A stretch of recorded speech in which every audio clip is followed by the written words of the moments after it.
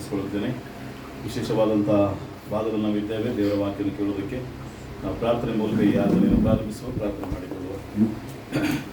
ನಮ್ಮನ್ನು ಬಹಳವಾಗಿ ಪ್ರೀತಿಸುವಂಥ ಪರಲೋಕ ತಂದೆ, ನಿನ್ನ ಪರಿಶುದ್ಧ ನಾಮಕ್ಕೆ ಸ್ತೋತ್ರವಾದ. ವಾಕ್ಯದ ಭಾಗಕ್ಕೆ ನಾವು ಬಂದಿದ್ದೇವೆ. 5 ಆತ್ಮಿಕ ಬಲಿಗಳನ್ನು ಸಮರ್ಪಿಸಲು ನಾವಿದ್ದೇವೆ. ಇದರ ವಾಕ್ಯದ ಭಾಗದಲ್ಲಿ ಅಪೊಸ್ತಲ ಬೋಧನೆಗಳನ್ನು ಕೇಳೋದಕ್ಕೆ ನಾವು ಸಿದ್ಧರಾಗಿದ್ದೇವೆ.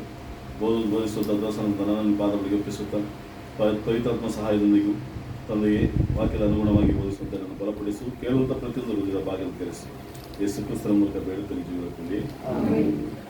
ಕ್ರಿಸ್ತನ ಪ್ರಿಯರೇ, ಮತ್ತೊಂದಾತಿ ಯೇಸು ಕ್ರಿಸ್ತನ ನಾಮದಲ್ಲಿ ವಂದಿಸಿಕೊಳ್ಳುತ್ತಾ ನಿಮ್ಮ ಈ ಒಂದು ಆಗಮನಕ್ಕೆ ಮೈಸೂರು ಕ್ರಿಸ್ತನ ಸಭೆ ದಕ್ಷಿಣ ಭಾಗದ ಕ್ರಿಸ್ತನ ಸಭೆ ಪ್ರೀತಿಯಿಂದ ಆನಂದಿಸಿದೆ. ಸಿಸ್ಟರ್ಸ್ ವಿಯೋಲಾ ಬಂದಿದ್ದಾರೆ, ಸಹೋದರಿ ವಿಯೋಲಾ ಸಿಸ್ಟರ್ ನಮ್ಮ ಮಗಲಿದ್ದಾರೆ.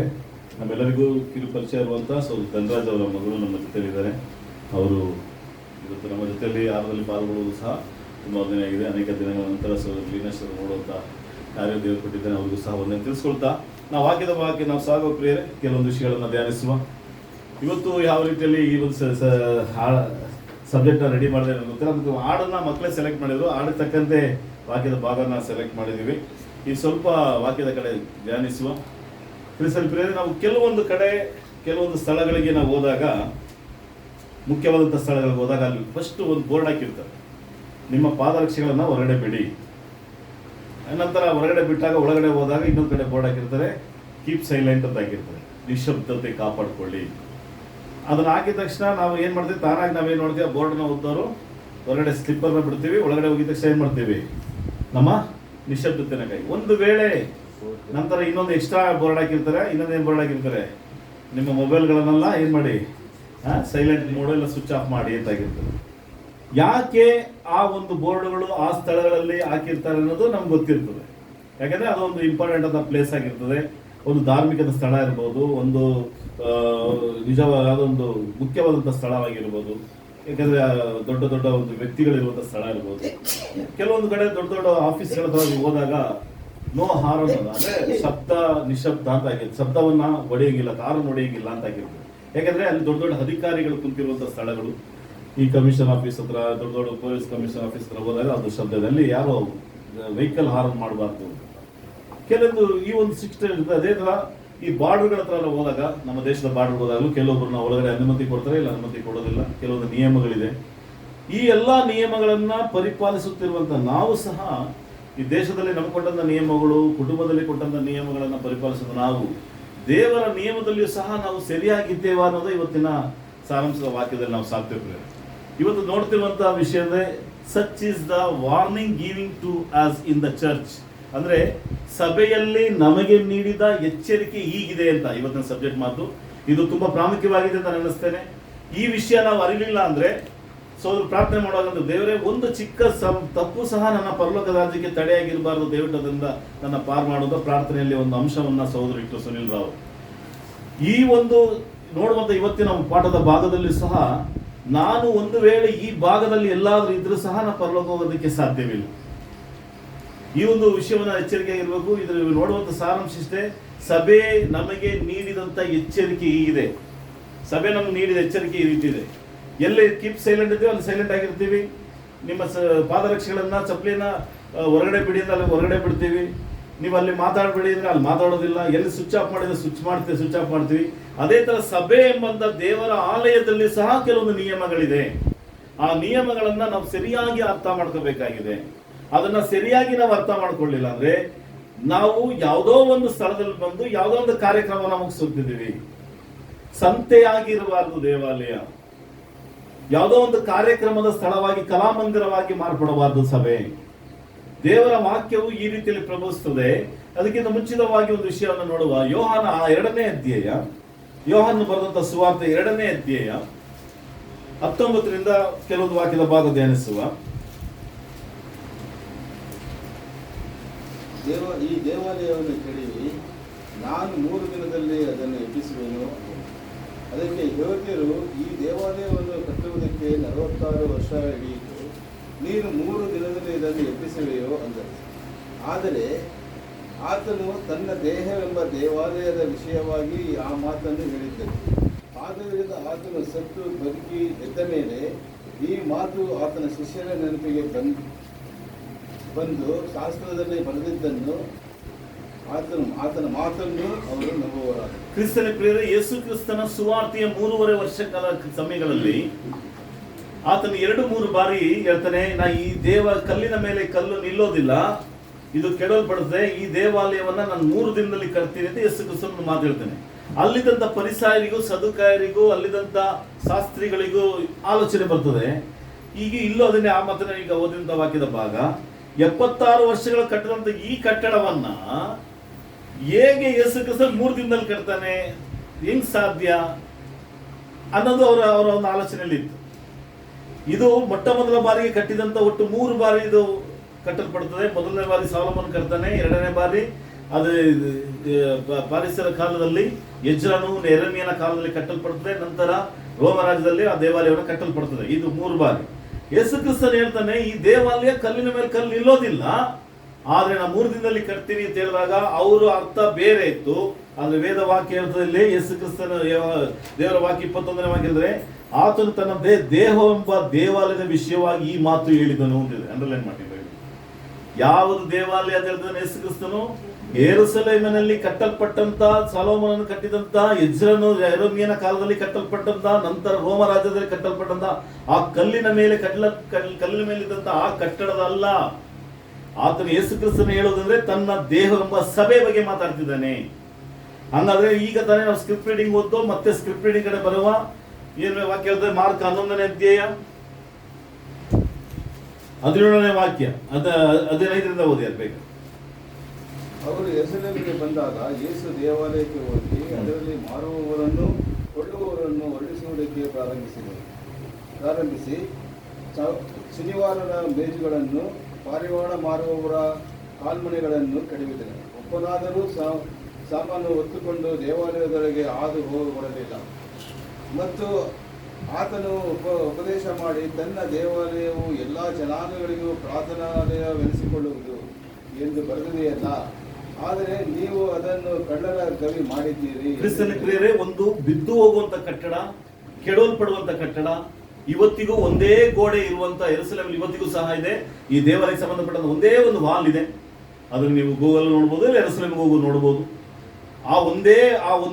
ಅಂತ ಕಲ್ಲಿನ ಮೇಲಿದ್ದಂತ ಆ ಕಟ್ಟಡದ ಬಗ್ಗೆ ಯೇಸು ಕ್ರಿಸ್ತನು ಇಲ್ಲಿ ತೋರಿಸುವಂತ ಕಾಳಜಿಯನ್ನು ಸ್ವಲ್ಪ ನೋಡುವ. ಅಲ್ಲಿ ಏನ್ ಮಾಡ್ತಿದ್ದಾರೆ ಅಂದ್ರೆ, ಅವರು ವ್ಯಾಪಾರ ಸ್ಥಳವಾಗಿ ಮಾಡ್ತಿದ್ದಾರೆ. ಅದೊಂದು ಬಿಸ್ನೆಸ್ ಪ್ಲೇಸ್ ಆಗಿದೆ. ಆ ದೇವಾಲಯಕ್ಕೆ ಬಂದ್ರೆ ವ್ಯಾಪಾರ ಸಿಗುತ್ತೆ, ದೇವಾಲಯಕ್ಕೆ ಬಂದ್ರೆ ನಮಗೆ ಹಣ ಸಿಗುತ್ತೆ.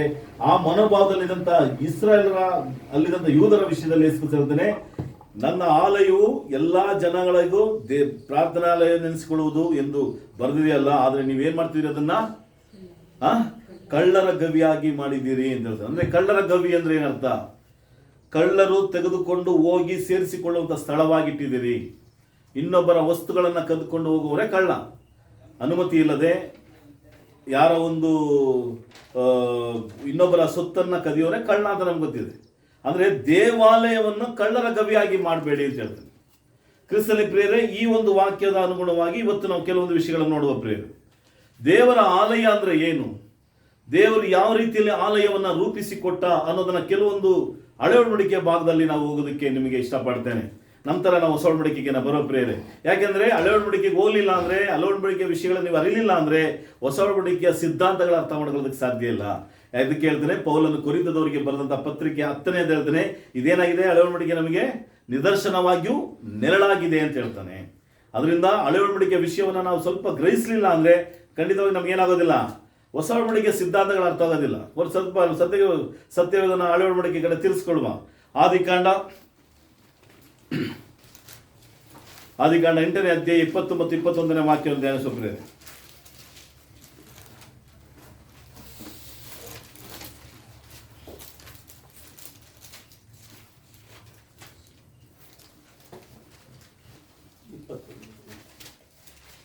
ಆದಿಕಾಂಡ 8ನೇ ಅಧ್ಯಾಯ 20 ಮತ್ತು 21ನೇ ವಾಕ್ಯ.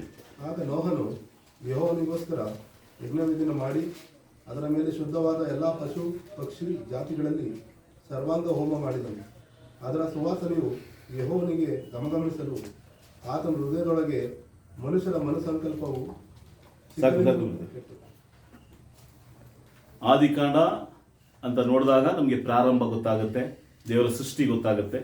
ದೇವರು ತನ್ನ ಸ್ವರೂಪದಲ್ಲಿ ಮನುಷ್ಯನ ರೂಪಿಸಿ ಉಂಟು ಮಾಡಿದಂಥ ಕಾರ್ಯವು 2ನೇ ಅಧ್ಯಾಯದಲ್ಲಿ ಕಾಣಿಸ್ತದೆ. 3ನೇ ಅಧ್ಯಾಯಕ್ಕೆ ಬಂದಾಗ ದೇವರಿಗೆ ಹೇಳಿದಂಥ ಆಜ್ಞೆಯನ್ನು ಮೀರಿ ಪಾಪ ಮಾಡಿದಂಥ ಅಧ್ಯಾಯವು ನಮಗೆ ತಿಳಿಸ್ತದೆ. 4ನೇ ಅಧ್ಯಾಯದಲ್ಲಿ ದೇವರು ಅವರನ್ನು ಹೊರತಳ್ಳಿದಂಥ ವಿಷಯವನ್ನು, ನಂತರ ಸಂತತಿಯ ವಿಷಯವನ್ನು ಮಾತಾಡ್ತಾನೆ.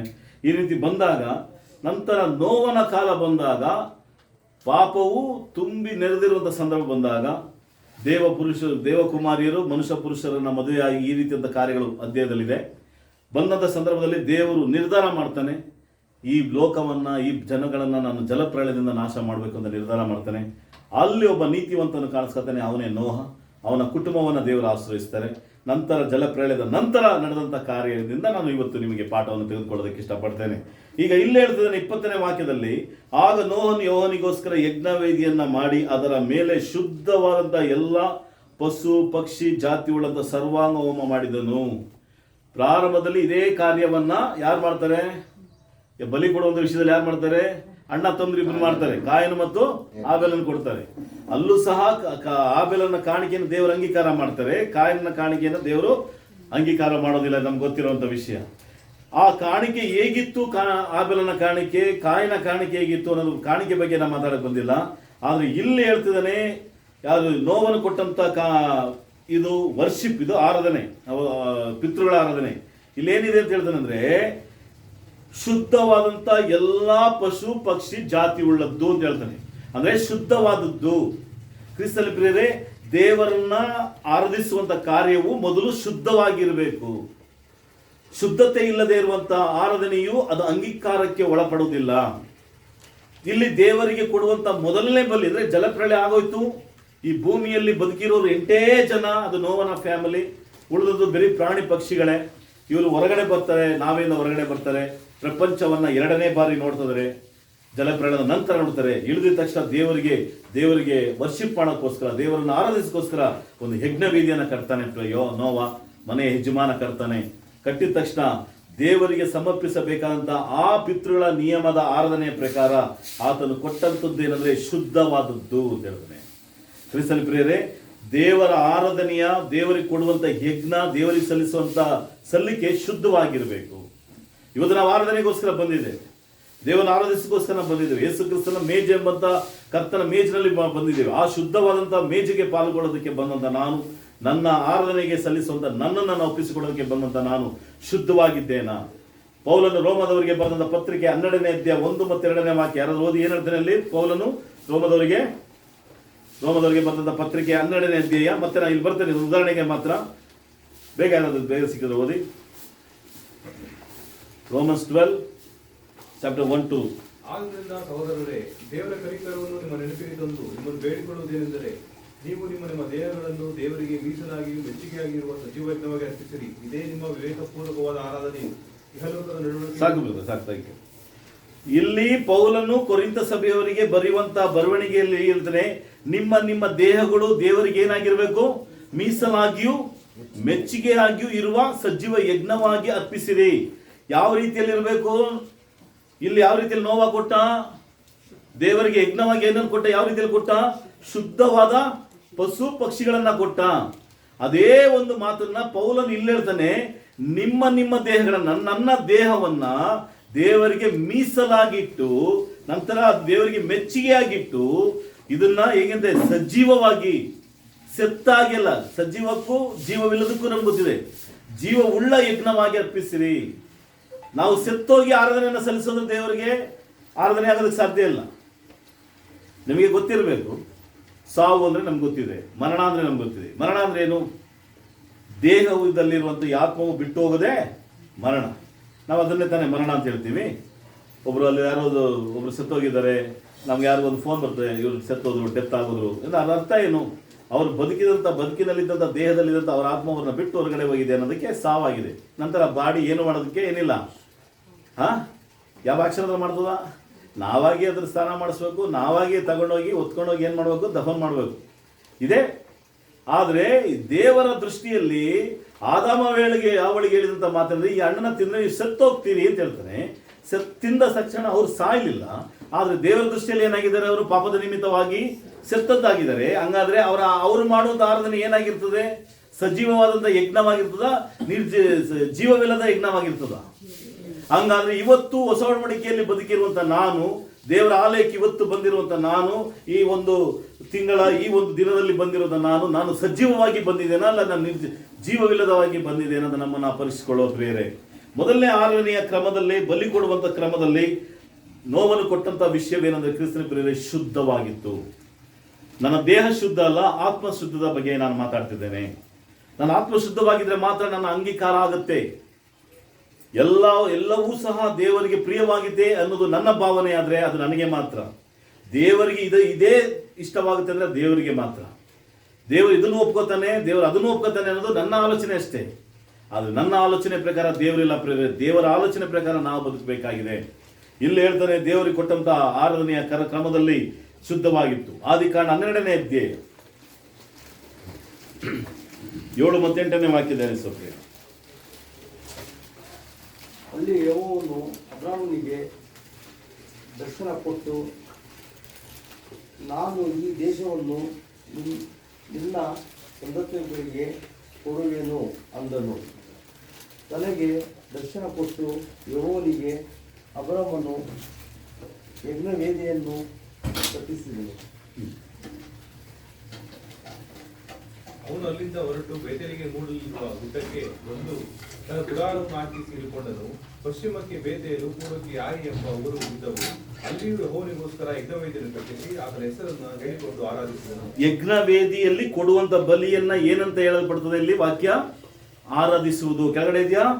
ಅಂದ್ರೆ ಅದಕ್ಕೆ ನಾವು ಪ್ರಾರಂಭದಲ್ಲಿ ಪಿತೃಗಳು ಮಾಡುವಂತ ಈ ಆರಾಧನೆ ಕ್ರಮ ಅಂದ್ರೆ ದೇವರಿಗೆ ಬಲಿ ಕೊಡುವಂಥದ್ದು. ಇದು ವರ್ಷಿಪ್. ಇಲ್ಲಿ ಹೇಳ್ತಾರೆ ನೋಡಿ, ಅಂಡರ್ಲೈನ್ ಮಾಡಿ, ಅಲ್ಲಿ ಇದು ಕೆಳಗಡೆ ಇದೆ ನೋಡಿ. ಯಜ್ಞವೇದಿಯನ್ನು ಕಟ್ಟಿಸಿ ಆತನ ಹೆಸರಲ್ಲಿ ಹೇಳಿಕೊಂಡು ಏನ್ ಮಾಡ್ದಂತೆ? ವರ್ಷಿಪ್ ಮಾಡ್ದ, ಆರಾಧನೆ ಮಾಡ್ದ ಅಂತ ಹೇಳ್ತದೆ. ಹಾಗಾದ್ರೆ ಈ ಅಬ್ರಹಾಮನು ಮಾಡಿದಂತ ಆರಾಧನೆ ಆಗಿರ್ಲಿ, ನೋವನ್ನು ಮಾಡಿದಂತ ಆರಾಧನೆ ಆಗಲಿ ಶುದ್ಧವಾದಂತ ಆರಾಧನೆ ಆಗಿತ್ತು. ಯಾಕಂದ್ರೆ 12ನೇ ಅಧ್ಯಾಯ 1ನೇ ವಾಕ್ಯದಿಂದ ಓದಿದಾಗ ನಿಮ್ಗೆ ಅರ್ಥ ಆಗುತ್ತೆ. ದೇವರು ಅಬ್ರಹಾಮನಿಗೆ ಕೊಟ್ಟಂತ ನಿಯಮ ಒಂದಿತ್ತು. ಆ ನಿಯಮದ ಪ್ರಕಾರ ಅಬ್ರಹಾಮನು ಹೊರಗಡೆ ಬಂದು ದೇವರ ಪ್ರಿಯವಾಗಿ ಕಾರ್ಯ ಮಾಡ್ದ, ಆದ್ರೆ ಶುದ್ಧವಾಗಿದ್ದ ಅಂತ ಅರ್ಥ. ಕ್ರಿಸ್ತನ ಪ್ರಿಯರೇ, ದೇವರನ್ನು ಆರಾಧಿಸುವುದು ಹೇಗೋ ಏನೋ ಅಲ್ಲ. ನನ್ನ ಇಷ್ಟ ಬಂದಾಗೆ ದೇವರ ಆರಾಧಿಸಿದ್ರೆ ಒಪ್ಕೋತಾನೆ ಅಂದ್ರೆ ಅದು ನನ್ನ ಭಾವನೆಗಳಷ್ಟೇ. ಆದರೆ ದೇವರು ನನಗೊಂದು ನಿಯಮವನ್ನು ಕೊಟ್ಟಿದ್ದಾನೆ. ನಮ್ಗೊಂದು ಕಡೆ ಇರ್ತದೆ, ಬಲಭಾಗಕ್ಕೆ ಹೋಗಿ ಎಡಭಾಗಕ್ಕೆ ನೋವೇ ಅಲ್ಲಿ ಹೋಗೋಂಗಿಲ್ಲ ಅಂತ ಒಂದು 8 ಮಠ ಆಗಿದ್ರೆ ನಾನು ಅದೇ ರೋಡಲ್ಲಿ ಹೋದ್ರೆ ಏನಾಗುತ್ತೆ ಅಲ್ಲೇ ಅನಾಹುತಗಳು ಕಾಯ್ದಿದೆ ಅಂತ ಅರ್ಥ. ಈ ಒಂದು ನಿಯಮಗಳನ್ನು ಪರಿಪಾಲಿಸುವಂತ ನಾನು ದೇವರ ಆಲಯದ ವಿಷಯದಲ್ಲಿ ಎಷ್ಟರ ಮಟ್ಟಿಗೆ ನಿಯಮಗಳನ್ನು ಪರಿಪಾಲಿಸ್ತಾ ಇದ್ದೇನೆ. ವಿಮೋಚನಾ ಕಾಂಡ 25ನೇ ಅಧ್ಯಾಯ. ಸ್ವಲ್ಪ ಬೇಗ ನಾನು ಮುಗಿಸ್ತಿ ಬಂದು ಹೊಸ ಒಡಂಬಡಿಕೆಗೆ ಬರಬೇಕಾಗಿದೆ. ವಿಮೋಚನಾ ಕಾಂಡ 25ನೇ ಅಧ್ಯಾಯ 8 ಮತ್ತು 9ನೇ ವಾಕ್ಯ. ಯಾರು ಸಿಕ್ಕಿದ್ರೆ ಬಹುದು. 25ನೇ ಅಧ್ಯಾಯ. ನಾನು ಅವರ ಮಧ್ಯದಲ್ಲಿ ವಾಸಿಸುವುದಕ್ಕೆ ನನಗೆ ಒಂದು ದೇವಸ್ಥಾನವನ್ನು ಕಟ್ಟಿಸಬೇಕು. ನಾನು ನಿಮಗೆ ತೋರಿಸುವಾಗ ಮಾದರಿಯ ಪ್ರಕಾರವೇ ಗುಡಾರವನ್ನು ಅದರಲ್ಲಿರುವ ಎಲ್ಲಾ ಸಾಮಾನುಗಳನ್ನು ಮಾಡಿಸಬೇಕು. ನೀನು ಜಾಲಿ ಮರದಿಂದ ಒಂದು ಮಂಜೂಷವನ್ನು ಮಾಡಿ ಸಾಕು. ಇದೇನಿರ್ತದೆ ಇಲ್ಲಿ? ಮೊದಲನೇ ಮತ್ತೆ ಓದಿದ್ರು 25ನೇ ಅಧ್ಯಾಯ ಮೊದಲನೇ ವಾಕ್ಯ ಭಾಗ 8ನೇ ವಾಕ್ಯ. ನಾನು ಅವರ ಮಧ್ಯದಲ್ಲಿ ವಾಸಿಸುವುದಕ್ಕೆ ನನಗೆ ಒಂದು ದೇವಸ್ಥಾನವನ್ನು ಕಟ್ಟಿಸಬೇಕು. ನನಗೆ ಒಂದು ದೇವಾಲಯವನ್ನ ಕಟ್ಟಬೇಕು, ದೇವಸ್ಥಾನವನ್ನ ಕಟ್ಟಬೇಕು. ಯಾರು ವಾಸ ಮಾಡೋದಕ್ಕೆ? ದೇವರು. ನಾನು ನಿಮ್ಮ ಜೊತೆಯಲ್ಲಿ ವಾಸ ಮಾಡೋದಕ್ಕೆ. ಈ ವಾಸ ಮಾಡೋದು, ಈ ದೇವಾಲಯ ಕಟ್ಟುವಿಕೆಯ ವಿಷಯದಲ್ಲಿ ನಿಮಗೆ ಇಷ್ಟ ಬಂದಂಗೆ ಕಟ್ಟುವಂತ ರೀತಿ ಹೇಳಿಲ್ಲ. ದೇವರು ಹೇಳ್ತಾನೆ 5:9ನೇ ವಾಕ್ಯ ಹೇಳ್ತಾನೆ, ನಾನು ನಿನಗೆ ತೋರಿಸುವ ಮಾದರಿಯ ಪ್ರಕಾರವೇ ಏನ್ ಮಾಡ್ಬೇಕು? ಗುಡಾರವನ್ನ ಅದರಲ್ಲಿರುವ ಎಲ್ಲಾ ಸಾಮಾನುಗಳನ್ನ ಏನ್ ಮಾಡ್ಬೇಕು? ಮಾಡಿಸ್ಬೇಕು. ಅಂದ್ರೆ ಅರ್ಥ, ದೇವರು ವಾಸವಾಗುವಂತ ಸ್ಥಳದಲ್ಲಿ ದೇವರ ಚಿತ್ತದ ಪ್ರಕಾರನೇ ನಡಿಬೇಕೇ ಹೊರತು ನನ್ನ ಚಿತ್ತದ ಪ್ರಕಾರ, ನಿಮ್ಮ ಚಿತ್ತದ ಪ್ರಕಾರ ಅಲ್ಲ. ಅಲ್ಲಿ ಯಜ್ಞವೇದಿಯ ಮುಂದೆ ಕೊಟ್ಟಂತ ಬಲಿಯು ಶುದ್ಧವಾಗಿರೋದಕ್ಕೋಸ್ಕರನೇ ಹಾಬೆಲನ ಕಾಣಿಕೆ ದೇವರ ಅಂಗೀಕಾರ ಮಾಡಿದ್ರು. ಅದೇ ಪ್ರಕಾರ ನೋವನ್ನು ಕೊಟ್ಟಂತ ಶುದ್ಧವಾದಂತ ಬಲಿಯಿಂದ ಸುಗಂಧ ವಾಸನೆಯಾಗಿ ಏನಾಯ್ತಂತೆ? ದೇವರಿಗೆ ಸಮರ್ಪಣೆ ಆಯ್ತು ಅಂತ ವೇದ ವಾಕ್ಯ ಹೇಳ್ತದೆ. ಅದೇ ಪ್ರಕಾರ ಅಬ್ರಹಾಮನು ಸಹ ತಂದೆ ತಾಯಿಗಳನ್ನು ಬಿಟ್ಟು, ತನ್ನ ಬಂಧು ಬಳಗವನ್ನು ಬಿಟ್ಟು ದೇವರ ಮಾತಿನ ಪ್ರಕಾರ ಹೊರಗಡೆ ಬಂದಾಗ, ಆತನು ಹೇಳಿದಂತ ಸ್ಥಳಕ್ಕೆ ಹೋದಾಗ ಅಲ್ಲಿ ದೇವರಿಗೆ ಯಜ್ಞವನ್ನು ಕಟ್ಟಿ ಆರಾಧನೆ ಮಾಡಿದಂತ ವಾಕ್ಯ ಹೇಳ್ತದೆ. ಇಸ್ರಾಯೇಲರು ಅಂತ ಬಂದಾಗ, 12 ಗೋತ್ರಗಳು ಬಂದಾಗ ಇಲ್ಲಿ ಒಂದು ವಿಷಯ ಹೇಳ್ತದೆ, ನಾನು ಅವರ ಮಧ್ಯದಲ್ಲಿ ವಾಸಿಸುವುದಕ್ಕಾಗಿ, ಅಂದ್ರೆ ನಾನು ದೇವ ಮಕ್ಕಳ 12 ಗೋತ್ರಗಳ ಮಧ್ಯದಲ್ಲಿ ವಾಸಿಸುವುದಕ್ಕಾಗಿ ನನಗೆ ಒಂದು ದೇವಾಲಯವನ್ನು ಕಟ್ಟಿ ಆ ದೇವಸ್ಥಾನವು ಹೇಗಾಗಿರಬೇಕು ಅಂದರೆ ನಾನು ತೋರಿಸುವಂಥ ಮಾದರಿಯಾಗಿರಬೇಕು ಅಂತ ಹೇಳ್ತಾನೆ. ಇಲ್ಲಿಂದ ನೀವು ಓದ್ಕೊಂಡು ಬಂದರೆ ಒಟ್ಟು 36 ಅಧ್ಯಾಯದವರೆಗೂ ಹೇಗೆಲ್ಲ ಇರಬೇಕು, ಹೇಗೆಲ್ಲ ಕಟ್ಟಬೇಕು, ಯಾವುದೆಲ್ಲ ಇರಬೇಕು ಅಂತ ಹೇಳ್ಕೊಂಡು ಬಂದರೆ ಅದರ ಬಗ್ಗೆ ನಾನು ಸಂಕ್ಷಿಪ್ತವಾಗಿ ಮುಗಿಸ್ತೇನೆ. ಅದರ ಬಗ್ಗೆ ನಾನು ಮಾತಾಡಬೇಕು. 10ನೇ ವಾಕ್ಯ ಓದಿದ್ರಲ್ಲಿ ನೀವು ಜಾಲಿ ಮರದ ಒಂದು ಮಂಜೂಷನನ್ನು ಮಾಡಿಸಬೇಕು ಅಂದು ಇಲ್ಲಿ ದೇವಾಲಯವನ್ನು ಕಟ್ಟುವಂತ ಮಾದರಿಯನ್ನು ಕೊಟ್ಟಿದ್ದು ದೇವರೇ. ಅದರಲ್ಲಿ ಒಂದು ಮಂಜೂಷ ಪೆಟ್ಟಿಗೆ ನೆಡಬೇಕಾಗಿರುವಂತ ಮಂಜೂಷ ಪೆಟ್ಟಿಗೆಯನ್ನು ಮಾದರಿಯನ್ನು ಕೊಟ್ಟಿದ್ದು ದೇವರೇನೆ. ದೇವಾಲಯನ ಕಟ್ಟೋದಕ್ಕೆ ದೇವರು ಹೇಳಿದ್ರು ಒಳಗಡೆ ಮಂಜೂಷ ಪೆಟ್ಟಿಗೆಯನ್ನು ನನ್ನ ಇಷ್ಟದ ಪ್ರಕಾರ ಮಾಡ್ಕೋತೀನಿ ಅನ್ನೋದು ದೇವರ ಚಿತ್ತವಲ್ಲ. ದೇವಾಲಯವನ್ನು ಹಿಂಗೆ ಕಟ್ಟು, ಗುಡಾರವನ್ನು ಹಿಂಗೆ ಕಟ್ಟು ಅಂತ ಹೇಳಿದ್ರೆ ಆ ಗುಡಾರಕ್ಕೆ ಬಿಳಿ ಬಣ್ಣದ್ದು, ನೀಲಿ ಬಣ್ಣದ್ದು ದಾರವನ್ನು, ಅದು ಕೆಲವೊಂದು ಬಣ್ಣಗಳಿದೆ, ಆ ಬಣ್ಣದೆಲ್ಲ ಕಟ್ಬಿಟ್ಟು ಒಳಗಡೆ ಬಂದ್ಬಿಟ್ಟು ಮಂಜೂಷ ಪೆಟ್ಟಿಗೆ ಹೆಂಗಿರ್ಬೇಕು, ಮಂಜೂಷ ಪೆಟ್ಟಿಗೆಯಲ್ಲಿ ಏನಿರಬೇಕು ಅದು ನಮ್ಗೆ ಇಷ್ಟ ಬಂದಾಗ ಮಾಡ್ಕೋಬೋದಾ ಅಂದ್ರೆ ದೇವಾಲಯದ ಒಳಗಡೆ ಇಲ್ಲ. ದೇವಾಲಯದ ಒಳಗಡೆ ಬರುವಂತ ಪರಿಶುದ್ಧವಾದಂಥ ಮಂಜೂಷ ಪೆಟ್ಟಿಗೆ ಒಳಗಡೆ ಇರಬೇಕಾದಂಥ ವಸ್ತುಗಳು ದೇವರ ನಿಯಮದ ಪ್ರಕಾರ ಇತ್ತು ಪ್ರಿಯರೇ. ಯಾಕಂದ್ರೆ ಯಾಕೆ ಇವು ಹಳೆ ಒಡಂಬಡಿಕೆ ಹೇಳ್ತಾನೆ, ಹಳೆ ಒಡಂಬಡಿಕೆ ಅರ್ಥ ಆದ್ರೇನೆ ನಮ್ಗೆ ಹೊಸ ಒಡಂಬಡಿಕೆ ಅರ್ಥ ಆಗೋದು. ನಮಗೆ ಮೊದಲನೇ ಪಾಠ ಅರ್ಥ ಆಗದೇ ಕೊನೆ ಪಾಠ ಅರ್ಥ ಆಗೋದು. 1ನೇ 5ನೇ ಕ್ಲಾಸ್ ಹೋದ್ರೇನೆ ನಾನು SLC ಪಾಸ್ ಆಗಕ್ಕೆ ಸಾಧ್ಯ. ತಿಳುವಳಿಕೆಯನ್ನು ನಾವು ಗ್ರಹಿಸಬೇಕಾಗಿದೆ ಪ್ರಿಯರೇ. ಇಲ್ಲಿ ಹೇಳ್ತಾನೆ ದೇವಾಲಯ ಕಟ್ಟುವಂಥ ಮಾದರಿನೂ ಕೊಡ್ತಾ ಇದ್ದಾನೆ, ಮಂಜೂಷ ಪೆಟ್ಟಿಗೆಗೆ ಉಪಯೋಗಿಸುವಂಥ ವಸ್ತುವಿನ ಹೆಸರು ಸಹ ಹೇಳ್ತಿದ್ದಾನೆ. ಈಗ ನಾವು ಅರ್ಥ ಮಾಡ್ಕೋಬೇಕಾಗಿರೋದ್ರೆ ಈ ಹೊಸ ಒಡಂಬಡಿಕೆಯಲ್ಲಿ ಬದುಕಿರುವಂಥ ನಾನು, ನನ್ನ ಆರಾಧನೆ ಹೇಗಿದೆ, ನನ್ನ ವರ್ಷಿಪ್ ಹೇಗಿದೆ, ನನ್ನ ಆಲಯ ಹೇಗಿದೆ ಅಂತ ನೆನೆಸಬೇಕಾಗಿದೆ. 26ನೇ ಅಧ್ಯಾಯ 1ನೇ ವಾಕ್ಯ.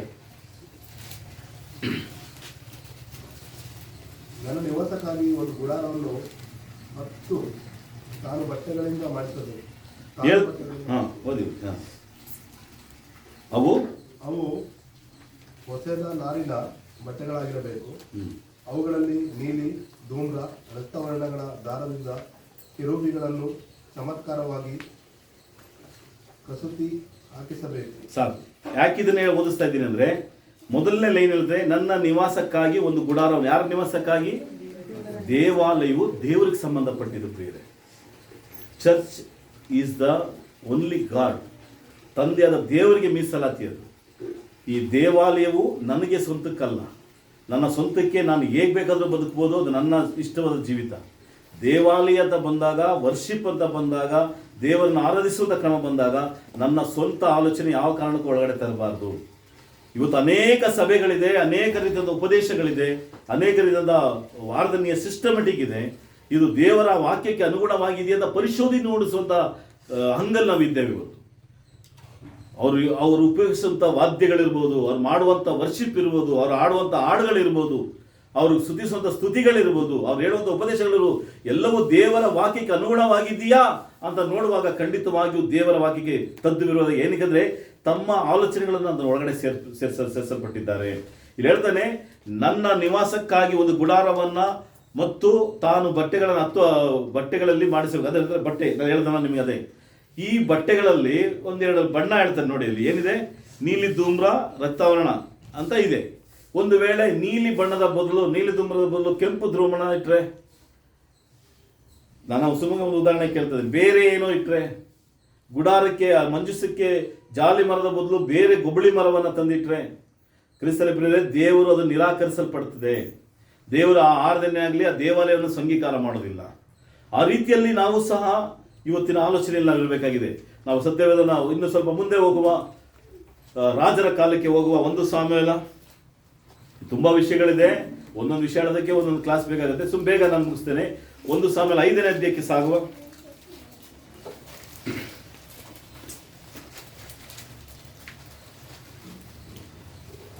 5ನೇ ಅಧ್ಯಾಯ 1ರಿಂದ 4. ಬೇಗ ಯಾರು? ಫಿಲಿಷ್ಟಿಯರು ದೇವರ ಮಂಜೂಷವನ್ನು ಎಬೆನೆಜರಿನಿಂದ ಅಷ್ಟೋದಿಯಲ್ಲಿರುವ ದಾಗೋನನ ಗುಡಿಗೆ ಒಯ್ದು ಅಲ್ಲಿ ದಾಗೋನನ ಮೊಗ್ಗುಲೇ ಇಟ್ಟರು. ಅಷ್ಟೋದಿನವರು ಮರುದಿನ ಬೆಳಗ್ಗೆ ಎದ್ದು ನೋಡಲಾಗಿ ದಾಗೋನ್ ವಿಗ್ರಹವು ಯೆಹೋವನ ಮಂಜೂಷದ ಮುಂದೆ ಬೋರ್ಲ ಬಿದ್ದಿರುವುದನ್ನು ಕಂಡು ಅದನ್ನು ಎತ್ತಿ ತಿರುಗಿ ಅದರ ಸ್ಥಳದಲ್ಲಿಟ್ಟರು. ಮುಂದಿನ ದಿನ ಬೆಳಗ್ಗೆ ನೋಡುವಾಗ ದಾಗೋನ ತಲೆಯು ಕೈಗಳು ಕಡಿಯಲ್ಪಟ್ಟು ಉತ್ತರಿನ ಮೇಲೆ ಬಿದ್ದಿದ್ದರು. ಮುಂಡ ಮಾತ್ರ ಯೆಹೋವನ ಮಂಜೂಷದ ಮುಂದೆ ಬಿದ್ದಿತ್ತು. ಇಂದಿನವರೆಗೂ ದಾಗೋನನ ಯಾಜಕರು ಅವನ ಬೆಳಗ್ಗೆ ಬರುವರೆಲ್ಲರೂ ಅಷ್ಟೋದಿನ ಗುಡಿಯ ತುಳಿದಿರುವುದಕ್ಕೆ ಇದೇ ಕಾರಣ. ಒಂದು ಸಂದರ್ಭ ಇದು, ನಾನು ಈಗ ಬೇಗ ಮುಗಿಸ್ತೇನೆ. ಒಂದು ಸಂದರ್ಭ, ಫಿಲಿಷ್ಟರು ಇಸ್ರಾಯೇಲ್ ಜನರ ಜೊತೆ ಯುದ್ಧ ಮಾಡ್ತಾರೆ. ಅವರಿಂದ ಕೊಳ್ಳೆ ಹೊಡ್ಕೊಂಡು ಹೋಗ್ತಾರೆ. ಹೋಗುವ ಸಂದರ್ಭದಲ್ಲಿ ಮಂಜೂಷ ಪೆಟ್ಟಿಗೆಯನ್ನು ಎತ್ಕೊಂಡು ಹೋಗ್ತಾರೆ.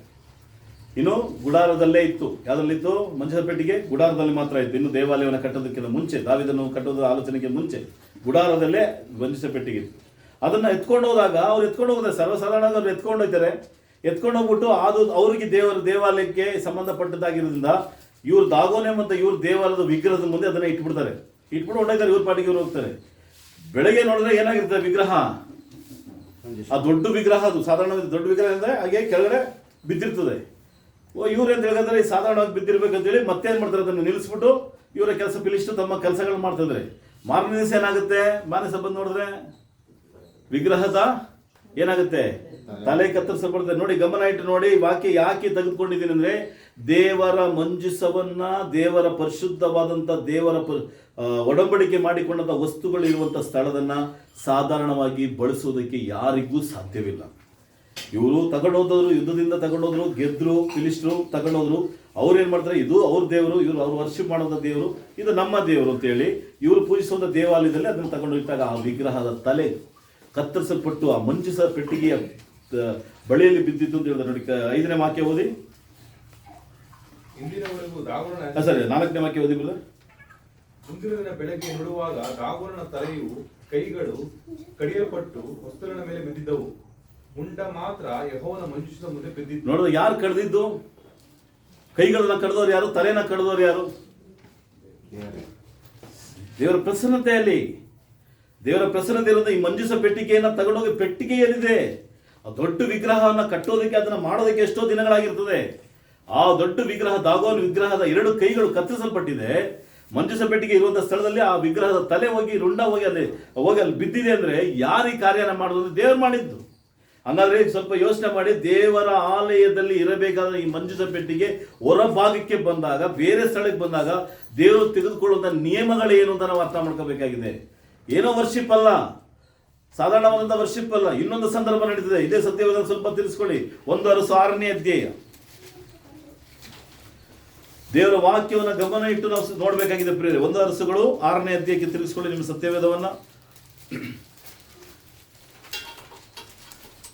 11-12ನೇ ವಾಕ್ಯ ಓದುವ ಪ್ರಿಯರೇ. ಯೆಹೋವನು ಸೊಲೊಮೋನನಿಗೆ, ನೀನು ಈಗ ಒಂದು ಆಲಯವನ್ನು ಕಟ್ಟಿಸುತ್ತಿರ್ತೀಯಷ್ಟೇ.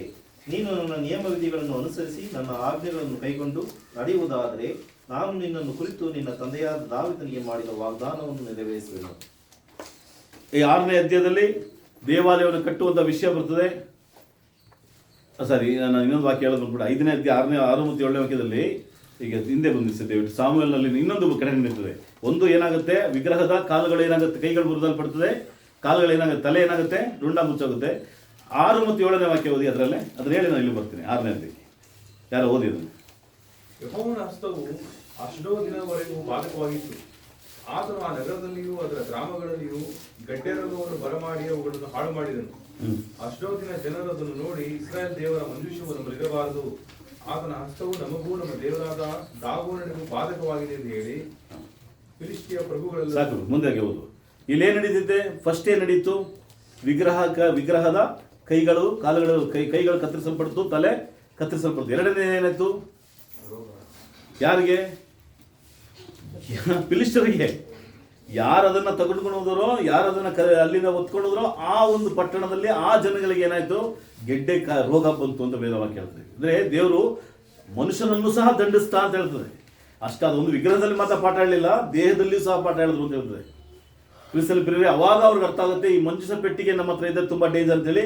ಆ ಮಂಜೂಷ ಪೆಟ್ಟಿಗೆನ ಆ ಅಧ್ಯಾಯದಲ್ಲಿ ಮುಂದೆ ಓದ್ಕೊಂಬನ್ನಿ, ಅದನ್ನ ಅವರು ಮತ್ತೆ ಅದನ್ನ ಕೊಟ್ಟು ಕಳಿಸ್ತಾರೆ ಇಸ್ರಾಯೇಲ್ ಜನರಿಗೆ. ಕಾರಣ ಇಷ್ಟೇ, ಅವ್ರು ಭಯಭೀತರಾಗ್ತಾರೆ. ಯಾವುದೋ ಒಂದು ದೇವರುಗಳನ್ನು ಪೂಜಿಸುವವರು, ಯಾವುದೋ ಒಂದು ದೇವರಂತ ನಂಬಿರುವಂಥ ವ್ಯಕ್ತಿಗಳು ಮಂಜೂಷ ಪೆಟ್ಟಿಗೆ ಮೇಲಿರುವಂಥ ಭಯವು ಅವರಿಗೆ ರೂಪಿಸಿ ಕೊಡ್ತಾರೆ ದೇವರು. ಆದರೆ ಹೊಸ ಒಡಂಬಡಿಕೆಯಲ್ಲಿ ಬದುಕಿರುವಂಥ ನಾನು, ಇದೇ ದೇವರನ್ನ ಅಪ್ಪ ಅಂತ ಕರೆಯುವಂಥ ನಾನು, ತಂದೆ ಅಂತ ಕರೆಯುವಂಥ ನಾನು, ನನ್ನ ಆರಾಧನೆ ವಿಷಯದಲ್ಲಿ ಕೆಲವೊಂದು ಎಡವುಗಳು ಬಂದರೆ, ಕ್ರಿಸ್ತಲ್ಲಿ ಪ್ರಿಯರೇ, ನನಗೆ ಸಂಭವಿಸಿದ ಘಟನೆಗಳು ಇಂಥವಾಗಿರ್ತದೆ, ಎಚ್ಚರಿಕೆಯಾಗಿರಬೇಕಾಗಿದೆ. ನಂತರ 6ನೇ ಅಧ್ಯಾಯದಲ್ಲಿ 6ನೇ ಮತ್ತು 7ನೇ ವಾಕ್ಯದಲ್ಲಿ ನೋಡಿದಾಗ ದೇವಾಲಯವನ್ನು ಕಟ್ಟುವಂಥ ವಿಷಯದಲ್ಲಿ ಸೊಲೊಮೋನನಿಗೆ ದೇವರು ಹೇಳಿದಂಥ ಕಾರ್ಯದ ಪ್ರಕಾರ ಇಲ್ಲಿ ಕಟ್ಟಬಹುದು. 6 ಮತ್ತು 7ನೇ ವಾಕ್ಯ ಅದು ಅದು ಫುಲ್ಲು ನೀವು ಓದ್ಕೊಂಡೆ ಬರ್ಬೋದು. 1ನೇ ವಾಕ್ಯ ಓದಿಬಿಡ್ತಾರೆ. 1 ಅರಸು 6ನೇ ಅಧ್ಯಾಯ 1ನೇ ವಾಕ್ಯ. ಇಸ್ರಾಯೇಲರು ಐಗುಪ್ತ ದೇಶವನ್ನು ಬಿಟ್ಟ 480ನೇ ವರ್ಷದ, ಅಂದರೆ ಇಸ್ರಾಯೇಲ ಅರಸನಾದ ಸೊಲೊಮೋನನ ಆಳ್ವಿಕೆಯ ನಾಲ್ಕನೆಯ ವರ್ಷದ 2ನೇ ತಿಂಗಳಾದ ವೈಶಾಖ ಮಾಸದಲ್ಲಿ ಅರಸನಾದ ಸೊಲೊಮೋನನು ಯೆಹೋವನ ಆಲಯವನ್ನು ಕಟ್ಟುವುದಕ್ಕೆ ಪ್ರಾರಂಭಿಸಿದನು. ಅವನು ಯೆಹೋವನಿಗೋಸ್ಕರ ಕಟ್ಟಿಸಿದ ದೇವಾಲಯದ ಉದ್ದವು 60 ಮೊಳ. ಸಾಕು ಸಾಕು. ಈಗ ಇಲ್ಲಿವರೆಗೂ ಮಂಜುಷ ಪೆಟ್ಟಿಗೆ ಎಲ್ಲಿತ್ತು? ಅದು ಅಲ್ಲಿ ಸಾಮಾನ್ಯ ಕಾಲದಲ್ಲಿ ಪ್ರಾರಂಭದಲ್ಲಿ ದೇವರು ಗುಡಾರವನ್ನು ಕಟ್ಟಬೇಕು ಅಂತ ಹೇಳಿದ್ದು ಯಾರಿಗೆ? ಪಿತೃಗಳ ಕಾಲದಲ್ಲಿ ಆರಾಧನೆ ಹೇಗಿತ್ತು? 3 ವರ್ಷಿಪ್ ಪ್ಲೇಸ್, ಎರಡು ವರ್ಷಿಪ್ ಥರ ಆಯಿತು. ಒಂದು ಬರೀ ಈ ಪಿತೃಗಳು ಏನು ಮಾಡ್ತಿದ್ರು, ಆ ಸ್ಥಳದಲ್ಲಿ ಯಜ್ಞವನ್ನು ಕಟ್ಟಿ ಬಲಿಗಳನ್ನು ಕೊಡ್ತಾ ಇದ್ರು. ಇದನ್ನೇ ಏನಂತ ಹೇಳಲ್ಪಡ್ತು? ಆರಾಧನೆ ಅಂತ ಹೇಳಲ್ಪಡ್ತು. ಹೇಳ್ತಾರಲ್ಲ, ಅಬ್ರಾಹ್ಮನು ಬಲಿಯನ್ನು ಕೊಟ್ಟಿದ ತಕ್ಷಣ ಇದೇನಂತ ಹೇಳಲ್ಪಡ್ತು? ಆರಾಧನೆ ಅಂತ ಹೇಳಲ್ಪಡ್ತು. ನೋವನ್ ಬಲಿ ಕೊಡ್ತಾನೆ, ಈಸಾಕನು ಬಲಿ ಕೊಡ್ತಾನೆ. ಯಾಕಂದ್ರೆ ಇದು ಪಿತೃಗಳ ಕಾಲ ಮುಗೀತು. ಮೋಶೆಯ ಕಾಲ ಬಂದಾಗ ಇಸ್ರಾಯೇಲರು ಐಗುಪ್ತ ದೇಶದಿಂದ ಗುಲಾಮರಾಗಿದ್ದಂಥವರು 430 ವರ್ಷಗಳ ನಂತರ ಬಂದಾದ್ಮೇಲೆ ದೇವರು ಮೋಶೆಗೆ ಏನು ಕಟ್ಟಳೆ ಕೊಡ್ತಾರೆ? ನನಗೋಸ್ಕರ ಏನು ಮಾಡು, ಒಂದು ಗುಡಾರವನ್ನ ಕಟ್ಟು. ಆ ಗುಡಾರದ ಬಣ್ಣ ಹೀಗಿರಬೇಕು, ಬಟ್ಟೆ ಹೀಗಿರಬೇಕು, ಮಂಜುಷ ಪೆಟ್ಟಿಗೆ ಇರಬೇಕು, ಈ ಬಟ್ಟೆಗಳು ಇದೇ ಇರಬೇಕು ಅಂತ ಅಳತೆ ಎಲ್ಲ ಈಗ ನಾವು ಓದ್ತಾನೆ.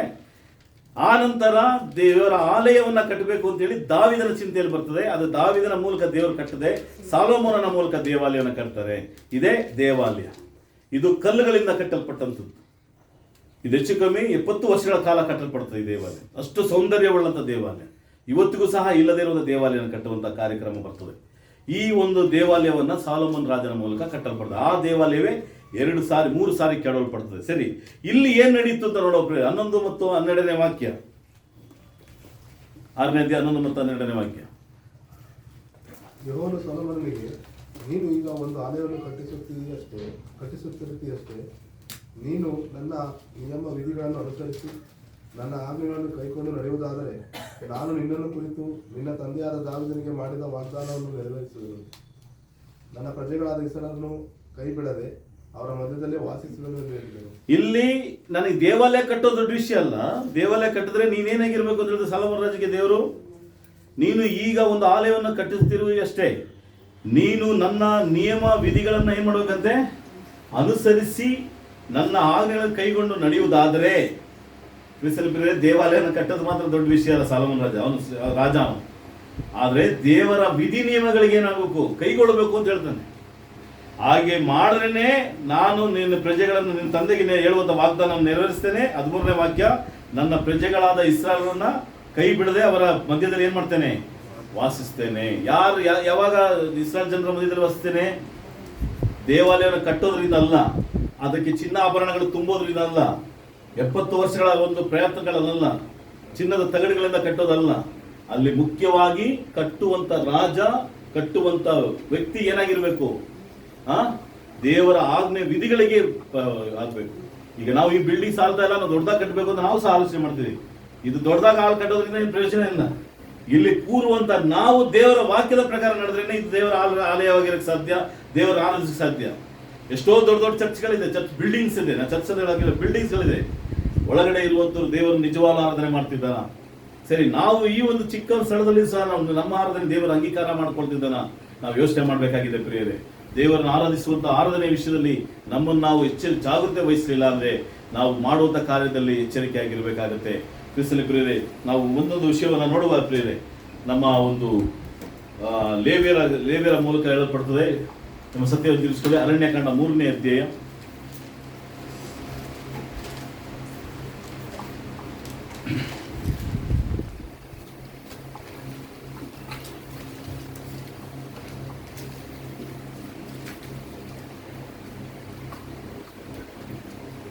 ಅರಣ್ಯಕಾಂಡ 3ನೇ ಅಧ್ಯಾಯದಲ್ಲಿ ದಯವಿಟ್ಟು ಯಾರಾದರೂ ಒಬ್ಬರು ಓದಿ 17ನೇ ವಾಕ್ಯ.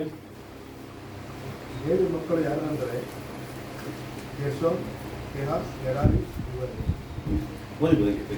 ಗೋತ್ರ ಸ್ಥಾಪಕರಾದ ವರ್ಷಗಳ ಮಕ್ಕಳು ಲಿಬ್ನಿ, ಶಿಮ್ಮಿ ಎಂಬವರು. ಸಾಕು, ಈಗ ಇಲ್ಲಿ ನಿಲ್ಲಿಸ್ತೀವಿ. ಇಲ್ಲಿ ನಿಲ್ಲಿಸುವ 3ನೇ ಅಧ್ಯಾಯವನ್ನ ದಯವಿಟ್ಟು ನೀವು ಓದ್ಕೊಂಡ್ಬಂದ್ರೆ ದೇವರ ಆಲಯದಲ್ಲಿ ಯಾರೆಲ್ಲ ಇರಬೇಕು, ಯಾರಿಗೆಲ್ಲ ಏನೆಲ್ಲ ಕೆಲಸಗಳು ಕೊಟ್ಟಿದ್ದಾನೆ, ಆ ಕೆಲಸದ ಕಾರ್ಯಕ್ರಮಗಳು ಏನು ಅಂತ ನಾವು ನೋಡಬೇಕಾಗಿದೆ.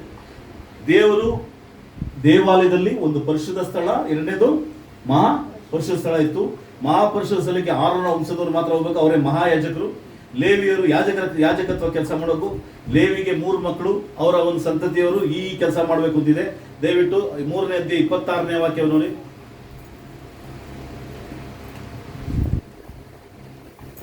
3ನೇದು 26 ಬೇಗ ಹೋಗಿ. ಗುಡಾರದ ಮತ್ತು ಯಜ್ಞವೇದಿಯ ಸುತ್ತಲಿರುವ ಅಂಗಳದ ತೆರೆಗಳು, ಅಂಗಳದ ಬಾಗಿಲಿನ ಪರದೆಯ ಇವುಗಳ ಹಗ್ಗಗಳು ಇವೆ. ಇವುಗಳ ಸಕಲ ವಿಧವಾದ ಪರಿಚರ್ಯವನ್ನು ಗೇರ್ಷೋನ್ಯರು ಮಾಡಬೇಕು. ಲೇವಿ ಗೋತ್ರಗಳಲ್ಲಿರುವಂತಹ ಇನ್ನು ಒಂದು ಕುಟುಂಬದವರು ಗೇರ್ಷೋನ್ಯವರು ಏನ್ ಮಾಡ್ಬೇಕಂತೆ, ಅಂಗಳದ ತೆರೆಗಳನ್ನ, ಅಂಗಳದ ಬಾಗಿಲಿನ ಪರದೆಗಳನ್ನ, ಇವುಗಳ ಹಗ್ಗಗಳನ್ನ ಇದನ್ನ ರೆಡಿ ಮಾಡಬೇಕು. ಹೇಗಿರ್ಬೇಕು ಅಂದ್ರೆ ಈ ದಾರಗಳನ್ನ ಸುತ್ತೋದು, ಕಟ್ಟೋದು, ಈ ಕೆಲಸ ಒಂದು ಗೋತ್ರಕ್ಕೆ. 31ನೇ ವಾಕ್ಯ. ಅವರು ಕಾಪಾಡಬೇಕಾದವುಗಳು ಯಾವುವೆಂದರೆ ಮಂಜೂಷವು, ಮೇಜು, ದೀಪಸ್ತಂಭವು, ವೇದಿಗಳು, ದೇವಸ್ಥಾನದ ಸರ್ವೋಪಕರಣಗಳು, ಒಳಗಣ ತೆರೆಯು ಇವುಗಳೇ. ಯಾರಿವರು? ಕೆಹಾತ್ ಎಂಬಂತ ಇನ್ನೊಂದು ಗೋತ್ರದವರು. ಲೇವಿ ಗೋತ್ರಗಳಲ್ಲಿ 3 ಮಕ್ಕಳು, ವಂಶದ ಮಕ್ಕಳು. ಅವ್ರು ಮಾಡಬೇಕಾದ ಕೆಲಸ, ದೇವಾಲಯದಲ್ಲಿ ಮಾಡೋದ ಕೆಲಸ. ಈ ಕೆಹಾತನ ವಂಶದವರು ಏನ್ ಮಾಡಬೇಕಾಗಿದೆ? ಮಂಜೂಷವು, ಮೇಜು, ದೀಪಸ್ತಂಭ, ವೇದಿಕೆಗಳನ್ನ, ದೇವಸ್ಥಾನದ ಸರ್ವೋಪಕರಣಗಳನ್ನ, ಒಳಗಿನ ತೆರೆಗಳನ್ನ ಏನ್ ಮಾಡಬೇಕು? ರೆಡಿ ಮಾಡೋದು ಇವ್ರ ಕೆಲಸ. ಯಾಕೆ ಇದನ್ನ ಹೇಳ್ತಾ ಇದ್ದೀನಿ? ಮುಂದೆ ಗೊತ್ತಾಗುತ್ತೆ ನಿಮಗೆ. ಏನ್ ಬ್ರದರ್ ಈ ಸಬ್ಜೆಕ್ಟ್ ತೆಗೆದಿದ್ದೀರಾ? ನೆಕ್ಸ್ಟ್ 37ನೇ ವಾಕ್ಯ. ಅಂಗಳದ ಸುತ್ತಲಿರುವ ಕಂಬಗಳು, ಅವುಗಳ ಗದ್ದಿಗೆಯ ಕಲ್ಲುಗಳು, ಊಟಗಳು, ಹಗ್ಗಗಳು ಇವುಗಳೇ. ಇವುಗಳ ಸಕಲ ವಿಧವಾದ ಪಾರಿಚಾರ್ಯವನ್ನು ಇವರೇ ಮಾಡಬೇಕು. ಯಾರಿವರು? ಲೇವಿಯ ಮಕ್ಕಳ 3ನೇ ಮಗನಾದಂತ ಮೆರಾರಿಯ ವಂಶದವರು ಏನ್ ಮಾಡಬೇಕಾಗಿದೆ ಹೇಳ್ತಾನೆ? ಇವರು ಕಲ್ಲುಗಳನ್ನ, ಗೂಟಗಳನ್ನ, ಹಗ್ಗಗಳನ್ನ, ಇವುಗಳನ್ನ ಮಾಡೋದು. ಈ 3 ಗೋತ್ರಕ್ಕೆ 3 ಕೆಲಸ ದೇವರು ಕೊಟ್ಟಾಯ್ತು. 3 ಗೋತ್ರಕ್ಕೆ 3 ಕೆಲಸ ಕೊಟ್ಟಾಯ್ತು. ಈಗ ನಾನು ನಿಮ್ಗೆ ಕೇಳ್ತೀನಿ, ಈ 3 ಗೋತ್ರದವರು ಎಕ್ಸ್ಚೇಂಜ್ ಮಾಡ್ಕೋಬಹುದಾ ಕೆಲಸನ? ನಾನು ಅದಕ್ಕೆ ಹೇಳಿದೆ 3ನೇ ಅಧ್ಯಾಯ ಮನೇಲಿ ಓದ್ಬೇಕು ನೀವು. ಒಂದು ಗೋತ್ರ ಯಾವ ದಿಕ್ಕಲ್ಲಿ ಇರಬೇಕು ಅಂತ ಹೇಳಿದ್ರೆ ಪಶ್ಚಿಮ ದಿಕ್ಕದಲ್ಲಿ ಇರಬೇಕು ಒಂದು ಗೋತ್ರ. ಇನ್ನೊಂದು ಗೋತ್ರ ಪೂರ್ವ ದಿಕ್ಕಲ್ಲಿ ಇರಬೇಕು. ಇನ್ನೊಂದು ಗೋತ್ರ ದಕ್ಷಿಣ ದಿಕ್ಕಲ್ಲಿ ಇರಬೇಕು. ಈ ಗೋತ್ರದವರು ಅಲ್ಲಲ್ಲೇ ಇರಬೇಕು. ಒಂದು ವೇಳೆ ಗೋತ್ರದವರು ಸ್ಥಳ ಮಾರಿದ್ರು, ಗೋತ್ರದವರು ತಮ್ಮ ಕೆಲಸಗಳನ್ನ ಮಾರಿಸಿದ್ರು, ದೇವರು ಉಗ್ರವಾದಂತಹ ಕೋಪವನ್ನ ದಂಡಿಸಿದ. ಅದಕ್ಕೆ ಉದಾಹರಣೆ 2 ಸಾಮುವೇಲ 6ನೇ ಅಧ್ಯಾಯ 6 ಮತ್ತು 7ನೇ ವಾಕ್ಯ. ಕೆಲವೊಂದು ಘಟನೆ ನಡೀತೆ ನೋಡಿ ಬೇಗ. 2 ಸಾಮುವೇಲ 6ನೇ ಅಧ್ಯಾಯ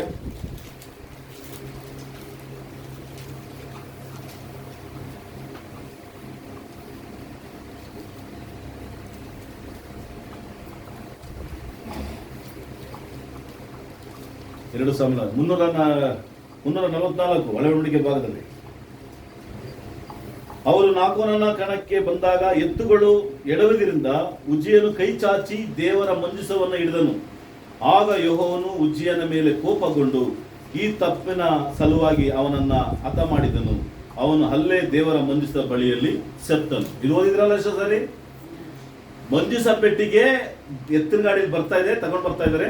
ಅದು ಕಲ್ಲಿಂದ ಹಿಡಿಗಿ ಬಿಡುವಂತ ಪರಿಸ್ಥಿತಿ ಬರ್ತದೆ. ಮಂಜೂಷ ಪೆಟ್ಟಿಗೆ ಬಗ್ಗೆ ನಿಮ್ಗೆ ಆಲ್ರೆಡಿ ನಾ ಫಸ್ಟ್ ಹೇಳ್ಬಿಟ್ಟೆ. ಏನಾಯ್ತು? ಮಂಜೂಷ ಪೆಟ್ಟಿಗೆ ಮೂಲಕ ಏನಿದೆ ಅಲ್ಲಿ? ದೇವರ ಪ್ರಸನ್ನತೆ ಇದೆ. ದೇವರು ಆ ಪ್ರಸನ್ನತೆ ಮೂಲಕನೇ ಮಾತಾಡ್ತಿದ್ರು. ಈ ಮಾತುಗಳನ್ನ ಮೋಶೆ ಮೂಲಕ ಮಾತಾಡಾಗ, ಆರೋನನ ಮೂಲಕ ಮಾತಾಡಿದಾಗ ಇಸ್ರಾಯೇಲ್ ಜನರಿಗೆ ಹೇಳ್ತಾ ಇದ್ರು. ಮಂಜೂಷ ಪೆಟ್ಟಿಗೆಯಲ್ಲಿ ಏನೆಲ್ಲ ಇತ್ತು? ಆರೋನನ ಕೋಲು, ದೇವರು ಕೊಟ್ಟಂತ 10 ಹಲಿಗೆ ಬರವಣಿಗೆ ಹಲಿಗೆ ಕಲ್ಲುಗಳು, ನಂತರ ಇತ್ತು ಮನ್ನದ ಪಾತ್ರೆ ಇತ್ತು. ಇಲ್ಲಿ ಹೇಳುವಂತ ಕಾರ್ಯ ಅಂದ್ರೆ ಈ ಮಂಜೂಷ ಪೆಟ್ಟಿಗೆ ಫಿಲಿಸ್ಟರು ತಗೊಂಡು ಹೋಗ್ತಾರೆ. ಅವ್ರೇನಾಯ್ತು? ಅವ್ರ ವಿಗ್ರಹವನ್ನು ಹೊಡೆದೋಯ್ತು. ಅವ್ರಿಗೆ ಏನಾಯ್ತು? ಗೆಡ್ಡೆ ಕಾಯಿಲೆ ಬಂದು ಅನೇಕ ಆತರಾದ್ರು. ಈ ಒಂದು ಕಾರ್ಯವನ್ನ ಲೇವಿ ಗೋತ್ರದವರಿಗೆ ದೇವರು ಕೊಟ್ಟು ನೀವು ಈ ಕೆಲಸ ಮಾಡಬೇಕು ಅಂತ. ಇಲ್ಲಿ ಏನಾಗುತ್ತೆ? ಇದರ ಸಂದರ್ಭ ನಮ್ಗೆ ಗೊತ್ತಿದೆ. ಮಂಜೂಷ ಪೆಟ್ಟಿಗೆ ಎಲ್ಲಿ ಬಿದ್ದೋಗುತ್ತೆ ಅಂತ ಏನ್ ಮಾಡ್ದ ಉಜ್ಜಿಯ? ಮಾಡ್ದ? ಅದನ್ನ ಹಿಡ್ಕೊಬಿಟ್ಟ ಅಷ್ಟೇ.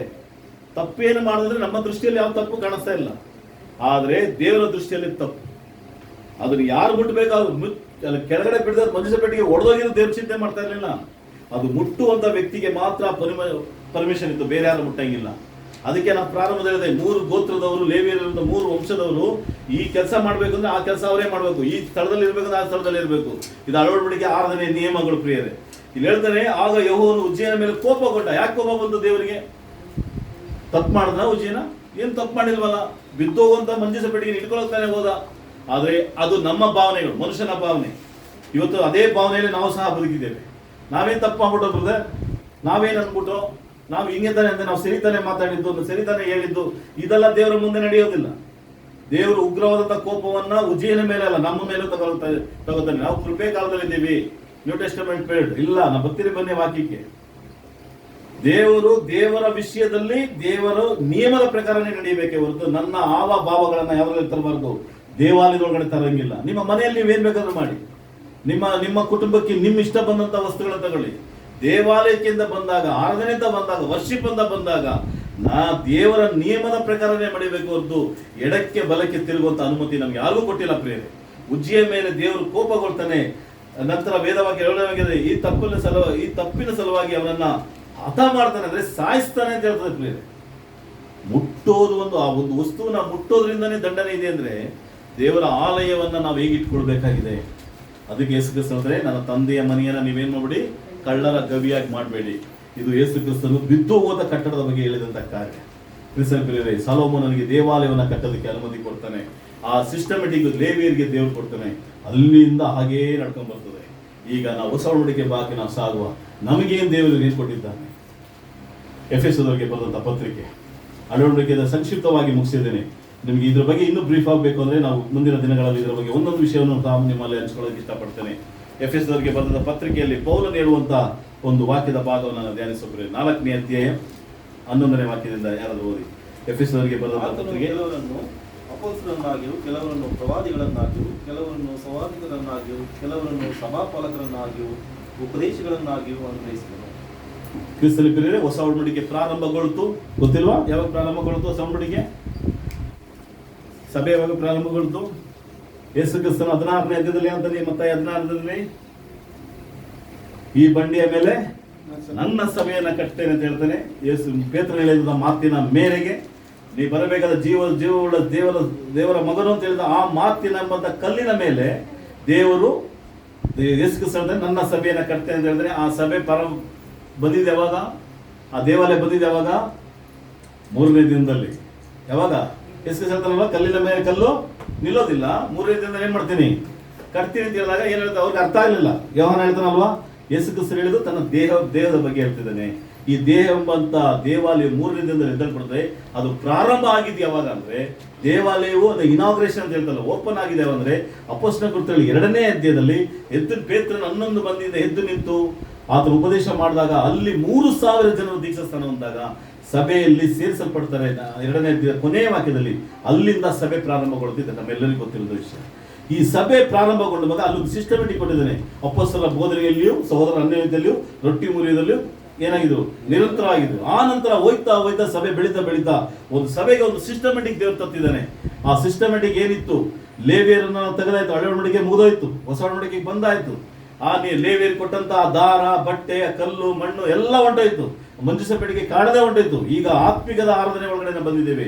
ಈ ಆರಾಧನೆಯಲ್ಲಿ ಕೆಲವೊಂದು ನಿಯಮಗಳನ್ನ ದೇವರು ತತ್ತಿದ್ದಾನೆ. ಅದನ್ನೇ ಪೌಲನು ಹೇಳ್ತಾನೆ, ಆತನು ಕೆಲವರನ್ನ ಅಪೊಸ್ತಲರನ್ನಾಗಿಯೂ, ಕೆಲವರನ್ನ ಪ್ರವಾದಿಗಳನ್ನಾಗಿಯೂ, ಕೆಲವರನ್ನ ಸೌವಾರ್ತಿಕನಾಗಿಯೂ, ಕೆಲವರನ್ನ ಸಭಾಪಾಲಕರನ್ನಾಗಿಯೂ, ಉಪದೇಶಕರನ್ನಾಗಿಯೂ ಅನುಗ್ರಹಿಸಿದ್ದಾನೆ ಅಂದ್ರೆ ಕೊಟ್ಟಿದ್ದಾನೆ. ಹಾಗಾದ್ರೆ ಹೊಸ ಒಡಂಬಡಿಕೆಯಲ್ಲಿ ಕ್ರಿಸ್ತನ ಪ್ರಿಯರೇ, ಸಭೆ ಅಂತ ಬಂದ ಮೇಲೆ ಸಭೆಯಲ್ಲಿ ಒಂದು ಸಿಸ್ಟಮೆಟಿಕ್ ಇದೆ.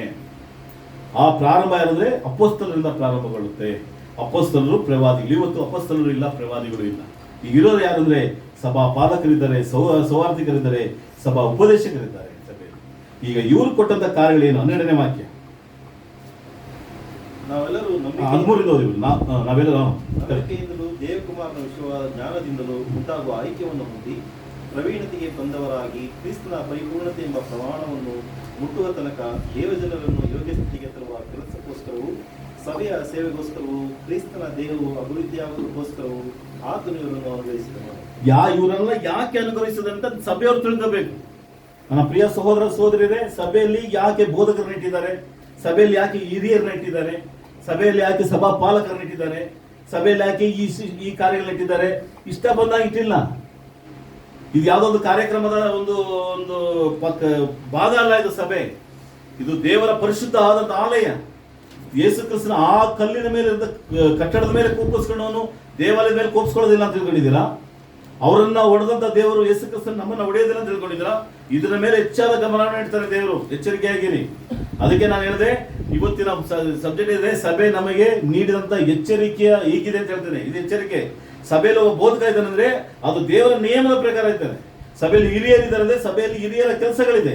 ಸುವಾರ್ತಿಕರಿದ್ರೆ ಸುವಾರ್ತಿಕರ ಕೆಲಸ ಇದೆ. ಅಲ್ಲಿ ಸಭಾ ಪಾಲಕರಿದ್ರೆ ಸಭಾ ಪಾಲಕರ ಕೆಲಸ ಇದೆ. ಇದು ಯಾರು ಅನುಗ್ರಹಿಸಿದ್ದು? ದೇವರನ್ನು ಅನುಗ್ರಹಿಸಿದ್ದು. ದೇವರ ಅನುಗ್ರಹಿಸಿದ್ದಾರೆ. ಆ ರೀತಿಯಲ್ಲಿ ಇದ್ದಾಗ ಇಲ್ಲಿ ಹೇಳ್ತಾನೆ ನೋಡಿ, ಕ್ರಿಸ್ತನ ಪರಿಪೂರ್ಣತೆ ಎಂಬಂತ ಪ್ರಮಾಣವನ್ನ ಮುಟ್ಟುವ ತನಕ ಅಂತ ಹೇಳ್ತಾನೆ. ಕ್ರಿಸ್ತನ ಪರಿಪೂರ್ಣವಾದಂತ ಪ್ರಮಾಣ ಯಾವುದು? ಯೇಸು ಕ್ರಿಸ್ತನ ಪೂರ್ಣವಾದ ಪ್ರಮಾಣ ಯಾವುದು? ಯೇಸು ಕ್ರಿಸ್ತನ ಎರಡನೇ ಬರುವಿಕೆಯಲ್ಲಿ ತಂದೆಯ ಬಳಿಗೆ ಒಪ್ಪಿಸುವಂತ ಪ್ರಮಾಣ ಪ್ರಿಯರೇ. ಪರಲೋಕ ರಾಜ್ಯವನ್ನ ಪಡೆದುಕೊಳ್ಳೋದು, ಅದಕ್ಕೆ ನಾನು ಪ್ರಾರ್ಥನೆ ಮಾಡೋ ಮಾತು, ಚಿಕ್ಕ ಒಂದು ಸಮಸ್ಯೆಯನ್ನು ನನ್ನ ಪರಲೋಕ ರಾಜ್ಯಕ್ಕೆ ತಡೆಯಾಗಿರಬಾರ್ದು ಅಂತ ಹೇಳ್ತಾರೆ, ಪರಲೋಕಕ್ಕೆ ಹೋಗಿ ತಡೆಯಾಗಿರಬಾರ್ದು ಅಂತ ಹೇಳ್ತಾನೆ. ಅದನ್ನ ಪೂರ್ಣವಾದಂತಹ ಕಾರ್ಯದಲ್ಲಿ ನಾನು ಮುಟ್ಟುವ ತನಕ ದೇವ ಜನರು ಯೋಗ್ಯ ಸ್ಥಿತಿಗೆ, ಗಮನ ಮಾಡಿ ನಿಮ್ಮ ಬೈಬಲ್ ನೋಡಿ, ಯೋಗ್ಯ ಸ್ಥಿತಿಗೆ ತರುವ ಕೆಲಸಕ್ಕೋಸ್ಕರವೂ ಸಭೆಯ ಸೇವೆಗೋಸ್ಕರವೂ ನಿಮ್ಮನ್ನ ಯೋಗ್ಯ ಸ್ಥಿತಿಗೆ ತರೋದಕ್ಕೆ, ನಿಮ್ಮನ್ನ ದೇವರ ನಡಿಗೆಯಲ್ಲಿ ತರೋದಕ್ಕೆ, ನಿಮ್ಮನ್ನ ಪರಲೋಕಕ್ಕೆ ಕರ್ಕೊಂಡು ಹೋಗೋದಕ್ಕೇನೆ ಈ ಕೆಲಸದವರು ಇಲ್ಲಿದ್ದಾರೆ ಸಭೆಯಲ್ಲಿ. ಈ ಕೆಲಸದವರು ದೇವರ ನಿಯಮದ ಪ್ರಕಾರ ಇದ್ದಾರೆ. ಈ ನಿಯಮದ ಪ್ರಕಾರ ನನಗೆ ಕೊಟ್ಟಂತ ಕಾರ್ಯದಲ್ಲಿ ನಾವು ಮಾಡಬೇಕಾಗಿದೆ. ಈಗ ನಾನು ಬೋಧಕನಾಗಿ ನನ್ನ ಸಭೆ ನೇಮಿಸಲ್ಪಟ್ಟಿದ್ದೆ, ಆದರೆ ಸಭೆ ನೇಮಿಸಲ್ಪಟ್ಟಿದ್ದರೂ ಸಹ ದೇವರು ನನ್ನನ್ನು ನೇಮಿಸಿದ್ದಾನೆ.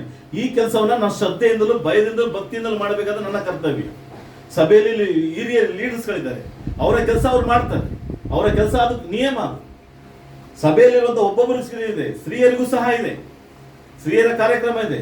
ನೀವು ಅದೇ ಹಳೆ ಒಡಂಬಡಿಕೆಯಲ್ಲಿ ನೋಡಿದ್ರೆ ಲೇವಿಯರ ಕುಟುಂಬದಲ್ಲಿ ದೇವರ ಆಲಯದ ಅಂಗಳಗಳನ್ನ ಲೇವಿಯ ಸ್ತ್ರೀಯರು ಶುದ್ಧ ಮಾಡ್ತಿದ್ರು ಅಂತ ಹೇಳ್ತದೆ.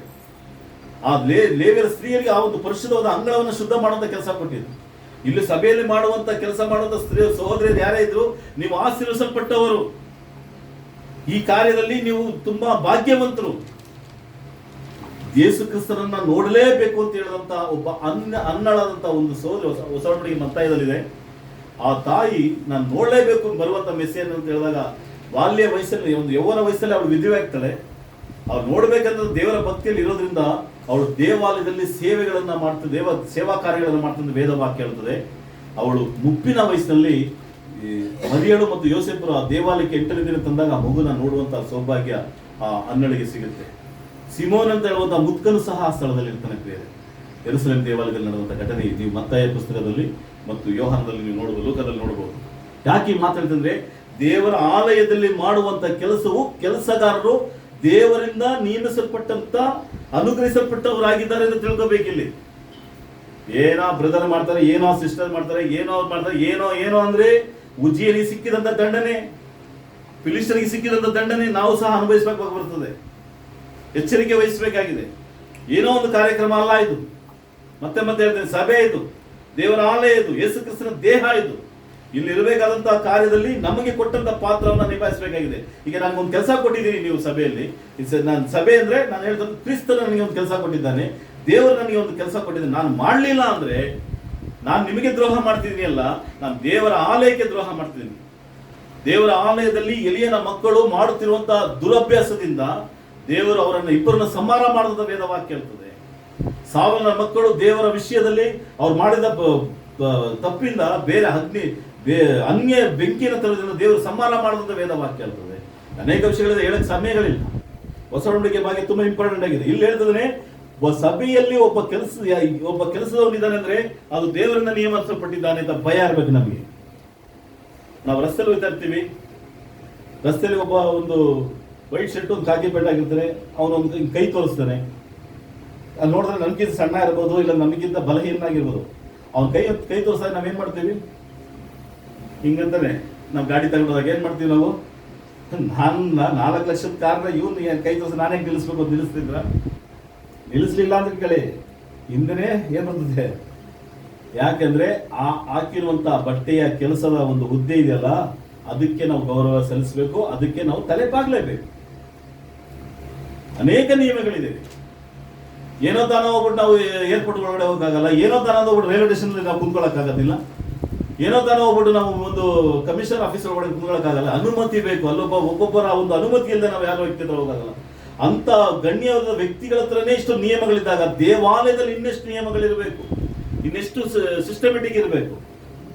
ಏನೋ ಅದಲ್ಲ, ಏನೋ ತಾನದಲ್ಲ, ಇದು ಕಾರ್ಯಕ್ರಮಗಳಲ್ಲ ಇದು. ದಯವಿಟ್ಟು ನೀವು ವಾಕ್ಯವನ್ನು ಗಮನಿಸಿ ನೋಡಿ. ವೇದ ವಾಕ್ಯ ಇರ್ತದೆ, ಕ್ರಿಸ್ತನ ದೇಹವನ್ನು ಅಭಿವೃದ್ಧಿ, 12ನೇ ವಾಕ್ಯ ನಾನು ಓದ್ತಾ ಇದ್ದೀನಿ. ಯೋಗ್ಯ ಸ್ಥಿತಿಗೆ ತರುವಂತ ಕೆಲಸಕ್ಕೋಸ್ಕರ, ಸಭೆಯ ಸೇವೆಗೋಸ್ಕರ, ಕ್ರಿಸ್ತನ ದೇಹವು ಅಭಿವೃದ್ಧಿ ಆಗೋದಕ್ಕೋಸ್ಕರ ಆತನು ಇವರನ್ನ ಏನ್ ಮಾಡಿದ್ದಾನೆ? ಅನುಗ್ರಹಿಸಿದ್ದಾನೆ. ಯಾರ ಮನೆಯನ್ನು ಉದ್ಧಾರ ಮಾಡೋದಕ್ಕೆ ಇಲ್ಲಿ ಯಾರು ಬಂದಿಲ್ಲ ಪ್ರೇರೆ. ನನಗೆ ಈ ಕೆಲಸ ಇಲ್ಲ ಅಂದ್ರೆ ಇನ್ನೊಂದು ಕೆಲಸ ಅಂತ ಹೋದ್ರೆ ಹೋಗ್ಬೋದು, ನನ್ನ ದೊಡ್ಡ ವಿಷಯ ಅಲ್ಲ. ನನಗೆ ಆಗೋದಿಲ್ಲ, ನಾನು ಸೇವೆ ಮಾಡೋದಕ್ಕಾಗಲ್ಲ, ನಾವು ಹೋಗ್ಬೋದಲ್ಲ, ಹೋಗಿ ಅಂತ ಹೇಳ್ತಾರೆ. ಈ ಸ್ಥಳಕ್ಕೆ ಇನ್ನೊಬ್ರು ದೇವರು ನೇಮಿಸ್ತಾನೆ. ಒಬ್ಬ ದೇವ ಮನುಷ್ಯ ಇದೇ ತರ ಹೇಳ್ತಾನೆ, ಅಯ್ಯೋ ಅಲ್ಲಿ ಅವಳು ನನ್ನನ್ನು ಒಂದು 24 ಗಂಟೆಯಲ್ಲಿ ಕೊಂದ್ಬಿಡ್ತಾಳೆ ಅಂತ ಹೇಳ್ತಾನೆ ದೇವ ಮನುಷ್ಯ ಅವನು. ನಾನು ಸತ್ಯ ಹೋಗ್ತೀನಿ ಅಂತ ದೇವರು ಹೇಳ್ದಷ್ಟು ಹೇಳ್ತಾರೆ, ಅವ್ನಿಗೆ ಊಟ ಎಲ್ಲ ಕೊಡ್ತಾರೆ, ಅವ್ನು ಕೇಳೋದಿಲ್ಲ. ಹೋಗಪ್ಪ ನಿನ್ನ ಜಾಗದಲ್ಲಿ ಒಬ್ಬನ ಪ್ರವಾದಿನ ನೇಮಿಸು ಅಂತ ಅವನು ಎಲಿಶಾಲು ಬರ್ತಾನೆ. ನಿನಗೇನಪ್ಪ ಬೇಕು ಅಂದರೆ ನೀನು ಅಲ್ಲಿ ಒಂದು 2ರಷ್ಟು ಆಶೀರ್ವಾದ 2ರಷ್ಟು ನನಗೆ ಬೇಕು ಅಂತ ಹೇಳಿ ಅವ್ನು ಕಂಪ್ಲೇಂಟ್ ಇಸ್ಕೊತಾನೆ. ನನಗೆ ಗೊತ್ತಿದೆ ವಿಷಯ. ದೇವರು ಅವನಿಗೆ ಅಲ್ಲಿಗೆ ಅಂತ್ಯಗೊಳಿಸಲು ಹೋಗೋದ್ರೆ ಕಳಿಸ್ತಾನೆ ಇರ್ತಾನೆ ದೇವರು ನಮ್ಮನ್ನ. ಇದು ಯಾವುದೋ ಒಂದು ವಿಷಯ ಅಲ್ಲ ಪ್ರಿಯರೇ, ಇದು ದೇವರ ಆಲಯದ ವಿಷಯ. ಇಲ್ಲಿ ಕೆಲಸ ಮಾಡುವಂತ ಒಬ್ಬ ಕೆಲಸಗಾರನು ಸಹ ದೇವರಿಂದ ಅನುಗ್ರಹಿಸಿದ್ದಾನೆ ಎಂಬ ಭಾವನೆ, ಭಯ, ಭಕ್ತಿ ನಮ್ಗೆ ಇರಲಿಲ್ಲ ಅಂದ್ರೆ ನಾವು ದೇವರ ವಿಷಯದಲ್ಲಿ ಎಚ್ಚರಿಕೆ ವಹಿಸ್ತಾ ಇಲ್ಲ ಅಂತ ಅರ್ಥ ಆಗುತ್ತೆ. ತೀತನಿಗೆ ಬರೆದಂತ ಪತ್ರಿಕೆಯಲ್ಲಿ ಪೌಲನು ಏನಂತ ನೋಡಿ, ತೀತ 2ನೇ ಅಧ್ಯಾಯ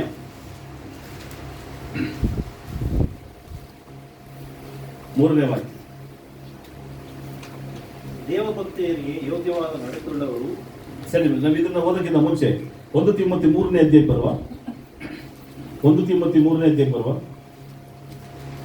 15ನೇ ವಾಕ್ಯ. ಆದರೆ ಒಂದು ವೇಳೆ ನಾನು ತಡ ಮಾಡಿದರೂ ದೇವರ ಮನೆಯಲ್ಲಿ ಅಂದರೆ ಜೀವಸ್ವರೂಪನಾದ ದೇವರ ಸಭೆಯಲ್ಲಿ ನಡೆದುಕೊಳ್ಳಬೇಕಾದ ರೀತಿಯು ನಿನಗೆ ಗೊತ್ತಾಗಬೇಕೆಂದು ಈ ಸಂಗತಿಗಳನ್ನು ಬರೆದಿದ್ದೇನೆ. ಈ ಸಭೆಯು ಸತ್ಯಕ್ಕೆ ಸ್ತಂಭವೂ ಆಧಾರವೂ ಆಗಿದೆ. ಪೌಲನು ತಿಮೋತಿಗೆ ಬರೆಯುವಂತ ಸಂದರ್ಭ ಇದು ಹೇಳಿ ನಮ್ಮಿಂದ ಇನ್ನೂ ಸ್ವಲ್ಪ ಸ್ಟ್ರಾಂಗ್ ಹೋಗ್ತೇನೆ. ಇಲ್ಲಿ ಹೇಳ್ತಾನೆ ಪೌಲನು ತಿಮೋತಿಗೆ ಬರೆಯುವಾಗ, ಆದರೆ ಒಂದು ವೇಳೆ ನಾನು ತಡ ಮಾಡಿದ್ರು ದೇವರ ಮನೆಯಲ್ಲಿ ಅಂದರೆ ಜೀವ ಸ್ವರೂಪನಾದ ದೇವರ ಸಭೆಯಲ್ಲಿ ಗಮನ ಇಡಿ ನಡೆದುಕೊಳ್ಳಬೇಕಾದ ರೀತಿಯು ನಿನಗೆ ಗೊತ್ತಾಗಬೇಕೆಂದು ಈ ಸಂಗತಿಗಳನ್ನ ಬರೆದಿದ್ದೇನೆ. ಪೌಲನು ಹೇಳ್ತಾನೆ ತಿಮೋತಿ ಬರೆಯುವಾಗ, ನೋಡು ನಾನು ಈ ಪತ್ರಿಕೆ ಯಾಕೆ ಬರೀತೇನೆ, ಒಂದ್ ವೇಳೆ ನಾನು ಬಂದು ಲೇಟ್ ಆಗೋದು, ಆದ್ರೆ ಈ ಪತ್ರಿಕೆಯನ್ನು ಯಾಕೆ ಬರೀತೇನೆ ಮುಂಚೆನೇ ನೀನು ಎಚ್ಚರಿಕೆಯಾಗಿ ವಹಿಸ್ಕೋ. ಕಾರಣ ಇಷ್ಟನೇ, ನಾನು ಬರೆಯುವಂತಹ ಪತ್ರಿಕೆ ದೇವರ ಮನೆಯ ವಿಷಯದಲ್ಲಿ ಬರಿತಾ ಇದ್ದೀನಿ. ದೇವರ ಮನೆ ಅಂದ್ರೆ ದೇವರ ಸಭೆ. ಕ್ರಿಸ್ತಲ್ಲಿ ಪ್ರಿಯರೇ, ಇದು ದೇವರ ಮನೆ. ನಾವು ಕೂಡಿ ಬರುವಂತ ಸ್ಥಳ ದೇವರ ಮನೆ. ದೇವರ ಮನೆಗೆ ದೇವರಿಗೆ ಮಾತ್ರನೇ ಏನಿದೆ, ಯಜಮಾನತನ ಇದೆ. ನಮ್ಮ ಮನೆಗೆ ನಾವು ಯಾರು ಬೇಕಾದರೂ ಇಷ್ಟ ಬಂದಾಗಿರ್ಬೋದಾ? ನಮ್ಮ ಮನೆಯಲ್ಲಿ ನಮ್ಮ ಮನೆಗೆ ನಾನು ಒಡೆಯ, ನಾನು ಯಜಮಾನ. ನಾವು ಇನ್ನೊಬ್ಬರ ಮನೆಗೆ ಹೋದಾಗ ನನ್ನ ಮನೇಲಿ ನಾನು ಹೆಂಗ್ ಬೇಕಾದ್ರೂ ಕುಂತ್ಕೋಬೋದು, ಹೆಂಗ್ ಬೇಕಾದ್ರೂ ಮಲಗೋದು. ಇನ್ನೊಬ್ಬರ ಮನೆಗೆ ಹೋದ್ರೆ ನಂಗೆ ಇರೋಕ್ಕಾಗುತ್ತಾ? ನಮಗೆ ನಿರ್ದಿಷ್ಟವಾದಂಥ ಸ್ಥಳ ಮಾತ್ರ ಇರ್ತದೆ, ಹಾಲ್ ಅಂತ ಒಂದು ಸ್ಥಳ ಇರ್ತದೆ.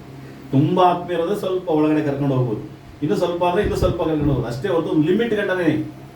ನನ್ನ ಮನೆಯಲ್ಲಿ ನಾನು ಸ್ವತಂತ್ರವಾಗಿರ್ಬೋದು. ಆದರೆ ದೇವರ ಆಲಯಕ್ಕೆ ಬಂದಾಗ ದೇವರು ಯಜಮಾನನಾಗಿದ್ದಾನೆ ಮನೆಗೆ. ಆ ಆಲಯವು ದೇವರ ಸಭೆ ಆಗಿದೆ. ಸಭೆಗೆ ದೇವರ ಒಬ್ಬನೇ ಮಾತಾಗಿರ್ಬೇಕು, ಬೇರೆ ಯಾರ ಮಾತಿಲ್ಲಿ ಹೊರಡಬಾರ್ದು. ಇಲ್ಲಿ ಆಲೋಚನೆ, ಅಭಿಪ್ರಾಯ ಎಲ್ಲವೂ ದೇವರಾಗಿರ್ಬೇಕು. ಗುಡಾರ ಹೀಗೆ ಇರಬೇಕು ಅಂತ ಹೇಳಿದ್ದು ದೇವರೇ, ಮಂಜುಷ ಪೆಟ್ಟಿಗೆ ಹೀಗೆ ಇರಬೇಕು ಅಂತ ಹೇಳಿದ್ದು ದೇವರೇ, ದೇವಾಲಯವನ್ನು ಹೀಗೆ ಸಾಲಮನಿಗೆ ಕಟ್ಟಬೇಕು ಅಂತ ಹೇಳಿದ್ದು ದೇವರೇ, ಅದನ್ನು ಹೀಗೆ ಸೌಂದರ್ಯದಲ್ಲಿ ಇಡಬೇಕು, ಇಷ್ಟೇ ಉದ್ದ ಇಷ್ಟೇ ಅಗಲ ಎಲ್ಲ ಹೇಳಿದ್ದು ದೇವರೇ. ಅದೇ ತರ ಹೊಸ ಒಡಂಬಡಿಕೆಯ ಆರಾಧನೆಯ ಕ್ರಮವನ್ನು ಹೇಳ್ಕೊಟ್ಟಿದ್ದು ನಾನಲ್ಲ, ದೇವರೇ. ಆ ಆರಾಧನೆ ಕ್ರಮಗಳಲ್ಲಿ ಎಚ್ಚರಿಕೆ ವಹಿಸಬೇಕಾಗಿರೋದು ನಾವೇ. ಹೇಳ್ತಾರೆ ಕೊರಿಂಥದವರಿಗೆ ಬರೆದಂತ ಪತ್ರಿಕೆ, ಇಲ್ಲಿ ನೋಡಿ ತುಂಬಾ ಇಂಪಾರ್ಟೆಂಟ್ ಆದ ವಿಷಯ, ನಮ್ಮ ಪ್ರಿಯ ಸಹೋದರಿಯರಿಗೆ ಇದು ಗಮನಿಸಬೇಕಾದ ವಿಷಯ. ಪೌಲನು ಬರೆದಂತ ಕೊರಿಂಥದವರಿಗೆ ಬರೆದಂತ 14ನೇ ಅಧ್ಯಾಯ 34-35ನೇ ವಾಕ್ಯ ನೋಡು. ಫಸ್ಟ್ 34ನೇ ವಾಕ್ಯ ಓದಿ. ದೇವರ ಎಲ್ಲಾ ಸಭೆಗಳ ಮರ್ಯಾದೆಯ ಪ್ರಕಾರ ಹಿರಿಯರು ಸಭೆಯ ಕೂಟದಲ್ಲಿ ಸುಮ್ಮನಿರಬೇಕು. ಮಾತಾಡೋದಕ್ಕೆ ಅವರಿಗೆ ಅಪ್ಪಣೆ ಇಲ್ಲ, ಅವರು ಅಧೀನದಲ್ಲಿರಬೇಕು. ವೇದವಾಕ್ಯ ಕ್ಲಿಯರ್ ಆಗಿ ಹೇಳ್ತದೆ. ನಾನು ಇಷ್ಟು ವಿಷಯ ಹೇಳ್ಕೊಂಡ್ ಬಂದೆ. ಯಾರಾದ್ರೂ ಒಬ್ರು ಹೇಳಿ, ಎಲ್ಲಾದ್ರೂ ಸ್ತ್ರೀಯರು ಕಾಣಿಸ್ಕೊಂಡ್ ಬಂದ್ರೆ ಹಳೆ ಒಡಂಬಡಿಕೆಯಲ್ಲಿ ಫಸ್ಟ್ ಬಲಿ ಕೊಟ್ಟಿದ್ದು ಯಾರು? ಕಾಯ. ಫಸ್ಟ್ ನೋವನ್ನು ಬಲಿ ಕೊಡ್ತಾನಲ್ಲ, ಕಾಯಿನ ಕೊಡ್ತಾರೆ. ಸರ್, ಕಾಯಿನ ಮದುವೆ ಆಗಿಲ್ಲ, ಇಲ್ಲಿ ನೋವನ್ನು ಕೊಡ್ತಾರೆ. ನೋವನ ಕುಟುಂಬ ನಾವೇನು ಹೇಳ್ತದೆ ಅಲ್ಲಿ ವೇದವಾಕ್ಯ ಏನಂದ್ರೆ, ನೋವನು ದೇವರನಿಗೆ ಶುದ್ಧವಾದದ್ದು. ನೋವನ ಜೊತೆಯಲ್ಲಿ ಇದ್ದಂತ ಹೆಂಡತಿ ಹೆಸರು ನೋಟಿಫೈ ಆಯ್ತಾ ಅಲ್ಲಿ. ಅಬ್ರಾಹ್ಮನ ಬಂದಾಗ ಸಾರಾಳ ಅಂತ ಏನಂತ ಹೆಸರು ಬಂತ, ಈಸಾಕನ ಬಂದ್ರೆ ಈಸಾಕನ ರೆಬೆಕಾ ಅಂತ ಬಂದಿದ್ಯಾ, ಯಾಕೊಬ್ಬನ ಹೆಂಡತಿ ಹೆಸರು ಯಾರ ಹೆಸರು ಬಂದಿಲ್ಲ ಅಲ್ಲಿ. ಅಲ್ಲಿ ಪುರುಷರಿಗೆ ಮಾತ್ರ ನಿಯಮಿತವಾಗಿದ್ದವು. ಸರಿ, ಅಲ್ಲಿಂದ ಬರುವ ಇನ್ನು ಸ್ವಲ್ಪ ಒಳಗಡೆ ಮೋಶೆಯ ನಿಯಮ ಮೂಲಕ ಬಂದಾಗ, ಮೋಶೆಯೇ ಕೊಟ್ಟಂತ ನಿಯಮವನ್ನ ಮೋಶೆಯ ಜೊತೆಯಲ್ಲಿದ್ದಂತ ಅವನ ಸಹೋದರಿ ಕೊಟ್ರ. ನಾವೊಂದು ವಾಕ್ಯ ಕೊಟ್ಬಿಡ್ಬೇಕಾಯ್ತು, ಮಾಡಲಿಲ್ಲ. ಅದು ನಿಮ್ಗೆ ಗೊತ್ತಿರೋದ ವಿಷಯ. ಮೋಶೆಗೆ ವಿರುದ್ಧವಾಗಿ ಒಬ್ರು ಹೇಳ್ತಾರೆ. ಯಾರು?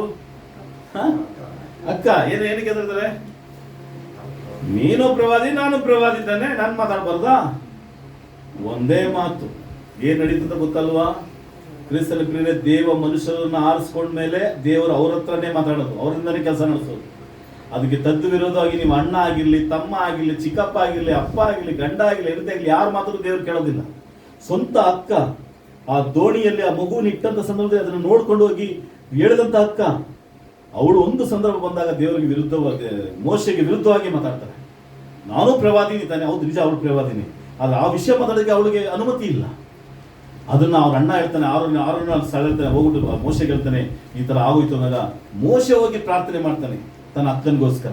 ಅವಳಿಗೆ ಬಂದಂತ ಪನಿಷ್ಮೆಂಟ್ ನ ದೇವರಲ್ಲಿ ನಿರಾಕರಿಸ್ತಾರೆ. ಆರನ ವಿಷಯದಲ್ಲಿ ಸಹ ಒಂದು ಸಮಸ್ಯೆ ಆಗುತ್ತೆ ಗೊತ್ತಾ. ಎಲ್ಲ ಹೋದ್ರದ್ದು ಇವನೊಬ್ಬನೇನ ನಾಯಕ, ನಾವು ಹೋಗಕ್ಕಾಗಲ್ವಾ ಅಂತ ಕೇಳಿದಾಗ ಸರಿ ಏನ್ ಮಾಡವ ಅಂತ ಹೇಳ್ತಾರೆ. ಎಲ್ಲ ಗೊತ್ತಾ ಏನ್ ಮಾಡವ ನೀವಂತಾರೆ, ನಿಮ್ಮ ನಾಯಕತ್ವದ ಕೋಲುಗಳನ್ನು ತಗೊಂಬನ್ನಿ, ಯಾರ ಕೋಲು ಮಾರನೇ ದಿವಸ ಚಿಗುರ್ತದೋ ಅವರೇ ಮುಂದೆ ದಿನಗಳಲ್ಲಿ ಆ ಒಂದು ಸ್ಥಳವನ್ನ ದೇವಾಲಯದ ಕಾರ್ಯಗಳನ್ನ ಮಾಡ್ಕೊಳ್ಳಿದಾಗ ಅಲ್ಲಿ ಎಲ್ಲಾ ಕೋಲುಗಳು ಒಣಗಿದ ಕೋಲುಗಳಾಗಿರ್ತದೆ. ಒಣಗಿದ ಕೋಲು ಚಿಗುರಿದ ಯಾರ್ದು? ಆರೋನ್. ಎಲ್ಲರಿಗೂ ಎಲ್ಲಾ ಸಂದರ್ಭಗಳನ್ನು ಕೊಡೋದಿಲ್ಲ ಪ್ರಿಯರ ದೇವರು. ಹೊಸ ಒಡಂಬಡಿಕೆಯಲ್ಲೂ ಅಷ್ಟೇನೆ ಅಪೊಸ್ತಲರನ್ನು 12 ಜನನ ದೇವರು ಆರಿಸ್ಕೊಂಡ್ರು. 12 ಜನದಲ್ಲಿ ಒಬ್ಬ ದೇವರಿಗೆ ವಿರುದ್ಧವಾಗಿ ನೋಡ್ತಾನೆ, ಅವನು ಮರಣ ಹೊಂತಾನೆ ಅಂತ ಬಿಟ್ಟಬಿಡಿ. ಆ ಸ್ಥಳದಲ್ಲಿ ಚೀಟಿ ಹಾಕಿ ಒಬ್ಬನನ್ನ ಆರಿಸ್ಕೋತಾರೆ. ನಂತರ ಅಪೊಸ್ತಲರು 7 ಜನನ ಆರಿಸ್ತಾರೆ. ನಂತರ ಸಭೆ ಹಾಗೆ ಪ್ರಾರಂಭಗೊಳ್ಳುತ್ತೆ. ಪೌಲನು ಬರ್ತಾನೆ, ಪೌಲನ ಮೂಲಕ ಅನೇಕ ಸಭೆಗಳು ಬರ್ತದೆ, ಸಭೆಯ ಸಿಸ್ಟಮೆಟಿಕ್ ಬರ್ತದೆ. ಎಲ್ಲೂ ಸಹ ಸ್ತ್ರೀಯರಿಗೆ ಪಾತ್ರಗಳನ್ನ ದೇವರು ನಿಲ್ಲಿಸಿದ್ದಾನೆ. ಇಲ್ಲಿ ಹೇಳ್ತಾನೆ ನೋಡಿ, ಈಗ ಓದಿ 34ನೇ ವಾಕ್ಯ. ದೇವ ಜನರ ಎಲ್ಲಾ ಸಭೆಗಳ ಮರ್ಯಾದೆಯ ಪ್ರಕಾರ, ಗಮನ ಇಡಿ, ಏನಿರ್ತದೆ? ದೇವ ಜನರ ಎಲ್ಲಾ ಸಭೆಗಳ ಮರ್ಯಾದೆ ಅಂದ್ರೆ ಗೊತ್ತಲ್ವಾ ನಮಗೆ? ಆ ಪದನ ಎಕ್ಸ್ಪ್ಲೇನ್ ಮಾಡ್ಬೇಕು ನಾನು. ಮರ್ಯಾದೆಯ ಪ್ರಕಾರ ಏನಂತೆ ಪದಿ ಬರ್ತದೆ? ಮರ್ಯಾದೆಯ ಪ್ರಕಾರ ಸ್ತ್ರೀಯರು ಸಭೆಯ ಕೂಟಗಳಲ್ಲಿ ಸುಮ್ಮಗಿರಬೇಕು. ಏನಿರಬೇಕು?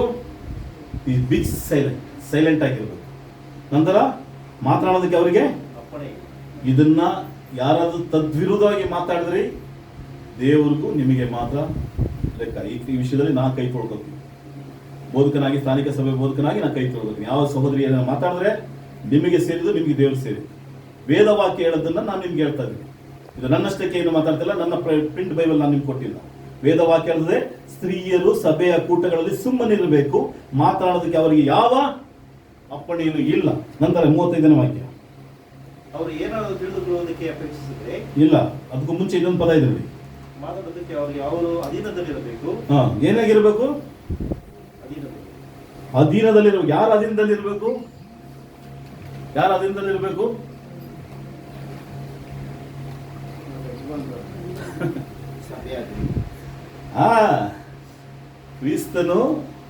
ಕ್ರಿಸ್ತನಿಗೆ ಯಾರು ಶಿರಸ್ಸು? ಯಾರು? ತಂದೆಯಾದ ದೇವರು ಕ್ರಿಸ್ತನಿಗೆ ಏನಾಗಿದ್ದಾನೆ? ತಲೆಯಾಗಿದ್ದಾನೆ. ಕ್ರಿಸ್ತನು ಸಭೆಗೆ ತಲೆಯಾಗಿದ್ದಾನೆ. ಪುರುಷನು ಸ್ತ್ರೀಗೆ ತಲೆಯಾಗಿದ್ದಾನೆ. ಎಫೆಸರ ಪತ್ರಿಕೆ ಓದಿದ್ರಲ್ವಾ? ಸ್ತ್ರೀ ಆದವಳು ತನ್ನ ಗಂಡನಿಗೆ ಹೇಗೆ ಅಧೀನರಾಗಿದ್ದಳು, ಸಭೆ ಎಂಬಂತ ಬಂದಾಗ ಸಭೆಗೆ ಅಧೀನರಾಗಿರಬೇಕು. ನೀವು ಸಭೆಯಲ್ಲಿ ಅಧೀನರಾಗಿಲ್ಲ ಅಂದ್ರೆ ಯಾರಿಗ ಅಧೀನರಾಗಿಲ್ಲ? ಸ್ತ್ರೀಯರು ಅಧೀನರಾಗಿಲ್ಲ ಅಂದ್ರೆ ಯಾರಿಗ ಅಧೀನರಾಗಿಲ್ಲ? ಕ್ರಿಸ್ತನಿಗೆ ಅಧೀನರಾಗಿಲ್ಲ, ದೇವರಿಗೆ ಅಧೀನರಾಗಿಲ್ಲ. ಇಲ್ಲ ಬ್ರದರ್, ನಾನು ಗಂಡನ ಮಾತಾಡಿದ್ರೆ ನಾವು ಇರೋದೇ ಹೀಗೆ ಅನ್ನೋದ್ರೆ ಅದು ನಿಮ್ಮ ಗಂಡನಿಗೆ ಪ್ರೀತಿಯಿಂದ ನೀವು ಏಕಾಂಶದಲ್ಲಿ ಮಾತಾಡಿದ್ರೆ ನಿಮ್ಗೆ ಸೇರಿದ್ದು. ಅದು ಅದಿಂದಲ್ಲಿ ಇಲ್ಲ ಅಂತ ಇಟ್ಕೊಳ್ಳಿ. ಗಂಡಂದರಿಗೆ ದೇವರು ನಿಮ್ಮ ವಿಷಯದಲ್ಲಿ ಎಚ್ಚರಿಕೆ ವಹಿಸ್ತಾರೆ. ವೇದವಾಕ್ಯ ಕಡಾ ಕಂಡೀಷನ್ ಆಗಿರ್ತದೆ. ಎಫೆಸದವರಿಗೆ ಬರೆದ ಪತ್ರಿಕೆಯಲ್ಲಿ, ಪುರುಷರೇ ಸ್ತ್ರೀಯರೇ ನಿಮ್ಮ ಗಂಡದರಿಗೆ ನೀವೇನಾಡಿ ಅಧೀನರಾಗಿರಿ. ನಾನು ಅಧೀನದಲ್ಲಿಲ್ಲ, ನಾನು ಇರೋದಿಲ್ಲ, ನಾನು ಬೆಳೆದಿದೆ ಹೀಗೆ, ನಾನು ಮಾತಾಡದೆ ಹಿಂಗೆ, ನಿಮ್ಮ ಭಾವನೆಗಳೇನಂತಂದ್ರೆ ನಿಮಗೂ ದೇವರಿಗೆ ಮಾತ್ರ ಸೀಮಿತವಾಗಿರ್ತದೆ ಆ ವಿಷಯ. ಅದು ನೀವು ಮನೆಯಲ್ಲಿ ನಿಮಗೆ ಸಂಬಂಧಪಟ್ಟಿದ್ದು. ಸಭೆಗೆ ಬಂದಾಗ ಸಭೆಗೆ ಅಧೀನರಾಗಿರ್ಬೇಕು. ಹೇಗೆ ಏನಾಗಿರ್ಬೇಕು? ಕ್ರಿಸ್ತನಿಗೆ ಹೇಗೆ ಪುರುಷನ ಅಧೀನನಾಗಿದ್ದಾನೋ ಅದೇ ಪ್ರಕಾರ ಸ್ತ್ರೀಯರು ಪುರುಷರು ಸಭೆಗೆ, ಸ್ತ್ರೀಯರು ವಿಶೇಷವಾಗಿ ಸ್ತ್ರೀಯರು ಸಭೆಗೆ ಅಧೀನರಾಗಿರ್ಬೇಕು. ಎರಡನೇದೇನು? ಧರ್ಮಶಾಸ್ತ್ರದಲ್ಲಿ ಈಗ ಆಯ್ತಾ, ಅನ್ಲೈನ್ ಮಾಡಿ ಪೌಲನ್ ಹೇಳ್ತಾನೆ, ಹಳೆ ಒಡಂಬಡಿಕೆಯಲ್ಲಿಯೂ ಇದನ್ನ ಹೇಳಿದ್ದಾರೆ.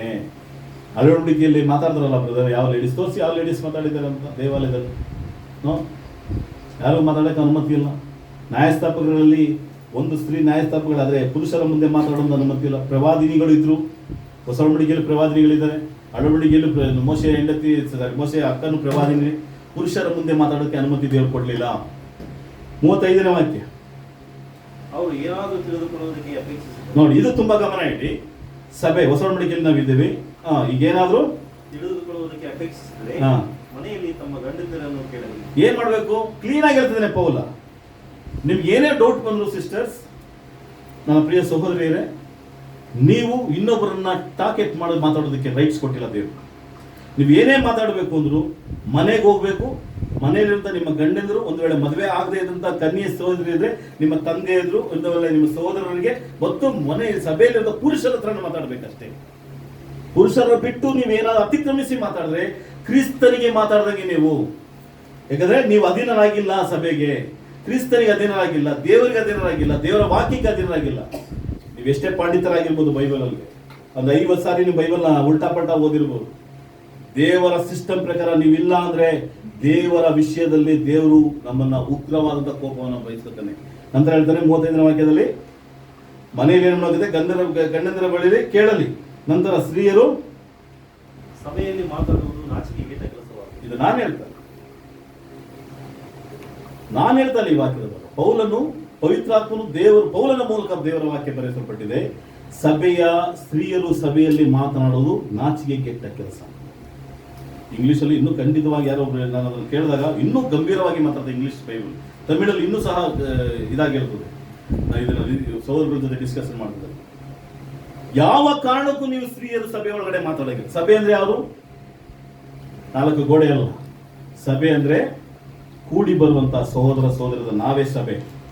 ನಮ್ಮ ಸಭೆಯಲ್ಲಿರುವಂತಹ ಸಹೋದರಿಯರು ಏನೇ ಸಭೆಯವರ ಜೊತೆಯಲ್ಲಿ ಮಾತಾಡುವಂತ ರೈಟ್ಸ್ ಇಲ್ಲ. ನೀವು ಏನೇ ಮಾತಾಡಬೇಕು, ಏನೇ ತಪ್ಪನ್ನ ಹೇಳಬೇಕು, ಏನೇ ಸರಿ ಮಾಡಬೇಕು, ಏನೇ ಅಭಿಪ್ರಾಯ ಇರಬೇಕು ಅಂದ್ರೆ ನಿಮ್ಮ ಮನೆಯಲ್ಲಿ ಹೋಗಿ ಮಾತಾಡಬೇಕಾಗಿ ದೇವರ ವಾಕ್ಯ ನಿಮಗೆ ಪ್ರಬೋಧಿಸ್ತದೆ. ಪೌಲನು ಬರೆದಂತ ತಿಮೋತಿಗೆ ಬರೆದಂತ 1 ತಿಮೋತಿ 2ನೇ ಅಧ್ಯಾಯದಲ್ಲಿ ಏನಂತ ನೋಡಿ.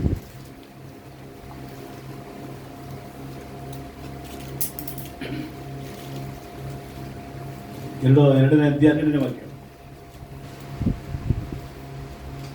ಉಪದೇಶ ಮಾಡುವುದಕ್ಕಾಗಲಿ ಪುರುಷರ ಮೇಲೆ ಅಧಿಕಾರ ನಡೆಸುವುದಕ್ಕಾಗಲಿ ಸ್ತ್ರೀಯರಿಗೆ ನಾನು ಅಪ್ಪಣೆ ಕೊಡುವುದಿಲ್ಲ, ಅವರು ಮೌನವಾಗಿರಬೇಕು. ಮೊದಲು ನಿರ್ಮಿಸುವ ನಾನು ಸಾಕು, ಆಮೇಲೆ ನೋಡಬಹುದು. 2ನೇ ವಾಕ್ಯ ಏನ್ ಹೇಳ್ತಾನೆ? ಗಂಭೀರವಾಗಿ ಹೇಳ್ತಾನೆ. ಇಲ್ಲಿ ಪೌಲ ತಿಮೋತಿಗೆ ಬರೆಯುವಾಗ ಅಲ್ಲಿ ಹೇಳಿದ್ದಾರು ಕೊರಿಂಥ ಸಭೆಯವರಿಗೆ ಹೇಳ್ತಾನೆ ಪೌಲ. ಇಲ್ಲಿ ತಿಮೋತಿಗೆ ಬರೀತಾನೆ ಪತ್ರಿಕೆಯಲ್ಲಿ 12ನೇ ವಾಕ್ಯ ಹೇಳಿ, ಉಪದೇಶ ಮಾಡುವುದಕ್ಕಾಗಲಿ ಪುರುಷರ ಮೇಲೆ ಅಧಿಕಾರ ನಡೆಸುವುದಕ್ಕಾಗಲಿ ಸ್ತ್ರೀಯರಿಗೆ ನಾನು ಅಪ್ಪಣೆ ಕೊಡುವುದಿಲ್ಲ. ಪೌಲನ್ ತಾನು ಹೇಳ್ತಾರೆ, ನಾನು ಹೊಂದಿದ್ದೇನೆ ಹಂಗನ್ಬೇಡಿ. ದೇವ್ರಿಗೆ ಕೊಟ್ಟಿಲ್ಲ, ಅದ್ರ ನಾನು ಸೇರಿಸಿ ಹೇಳ್ತಿದ್ದೀನಿ, ನಾನೂ ಕೊಡೋದಿಲ್ಲ ಅಂತ ಅರ್ಥ ಆಗೋದು. ದೇವರ ವಾಕ್ಯದಲ್ಲಿ ಸತ್ಯದಲ್ಲಿ ಇದೆ ಅಂದ್ಮೇಲೆ ದೇವರು ಹೇಳಿದ್ದಾನೆ, ಪೌಲನು ನಾನು ಹೇಳ್ತಾ ಇದ್ದೀನಿ ಅಂತ ಹೇಳ್ತಾನೆ. ತಿಮೋತಿಗೆ ಹೇಳ್ತಾ ಇದ್ದೀನಿ, ಇದನ್ನ ಪರ್ಸನಲ್ ಲೆಟರ್ ಹೇಳ್ತಿದ್ದೇನೆ.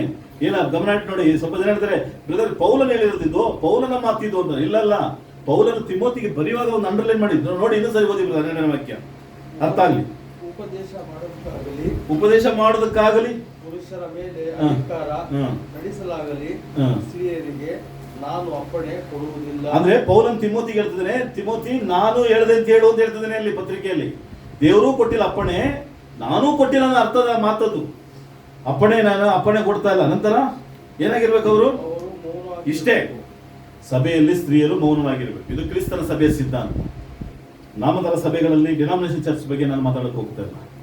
ನನ್ನ ಕ್ರಿಸ್ತನ ಸಭೆ, ಯೇಸು ಕ್ರಿಸ್ತನ ಸ್ವರಕ್ತದಿಂದ ಸಂಪಾದನೆ ಮಾಡಿದ ಸಭೆಯಲ್ಲಿ ಸ್ತ್ರೀಯರು ಇರಬೇಕಾದಂತಹ ಸಿಸ್ಟಮೆಟಿಕ್ ಇದೆ. ಇದಕ್ಕೆ ಮೀರಿ ನಾನು ಮಾತಾಡ್ತೀನಿ, ಇದಕ್ಕೆ ಮೇಲೆ ನಾನು ಮಾತಾಡ್ತೀನಿ, ನಾನು ಆ ಬ್ರದರ್ಗಿಂತ ನಾನು ಓದಿದ್ದೇನೆ, ನನಗೆ ನಾಲೆಡ್ಜ್ ಇದೆ, ಇವೆಲ್ಲ ನಿಮ್ಮ ಯಾವುದು ಬೈಬಲ್ ಅಲ್ಲಿ ಇರುವಂತಹ ವಿಷಯದ ಬಿಟ್ಟು ಮಾತಾಡಿದ್ರೆ ಬೇಳೆಕಾಲ ಬೇಯೋದಿಲ್ಲ ನಿಮ್ಮ ವಿಷಯದಲ್ಲಿ. ದೇವರು ಖಂಡಿತವಾಗಿ ನಿಮ್ಮ ವಿಷಯದ ಎಚ್ಚರಿಕೆ ವಹಿಸ್ತಾನೆ. ದಯವಿಟ್ಟು ಇದನ್ನ ಗಮನ ಇಟ್ಟು ವಾಕ್ಯದ ಭಾಗವನ್ನು ಓದಿ. ಮತ್ತೆ ಹೇಳ್ತಾನೆ, ಮತ್ತೆ ವಾಕ್ಯ ಹೇಳ್ತಾನೆ, ಸ್ತ್ರೀಯರು ಮೌನವಾಗಿದ್ದು ಉಪದೇಶವನ್ನು ಮಾಡೋದಕ್ಕಾಗಲಿ ಪುರುಷರ ಮೇಲೆ ಅಧಿಕಾರ ಮಾಡೋದಕ್ಕಾಗಲಿ ಸ್ತ್ರೀಯರಿಗೆ ನಾನು ಅಪ್ಪಣೆ ಕೊಡೋದಿಲ್ಲ, ಅವರು ಮೌನವಾಗಿರಬೇಕು. ಈಗ 13ನೇ ವಾಕ್ಯ ಈಗ ಓದಿ ಬ್ರದರ್. ಹೇಳ್ತಾ ಇದ್ದೇನೆ, ಫಸ್ಟ್ ಯಾರು ಕ್ರಿಯೇಷನ್ ಅಲ್ಲಿ ಪುರುಷ ಮನಸ್ಸರಲ್ಲಿ ಆದಮ್, ನೆಕ್ಸ್ಟ್ ಅವಳು.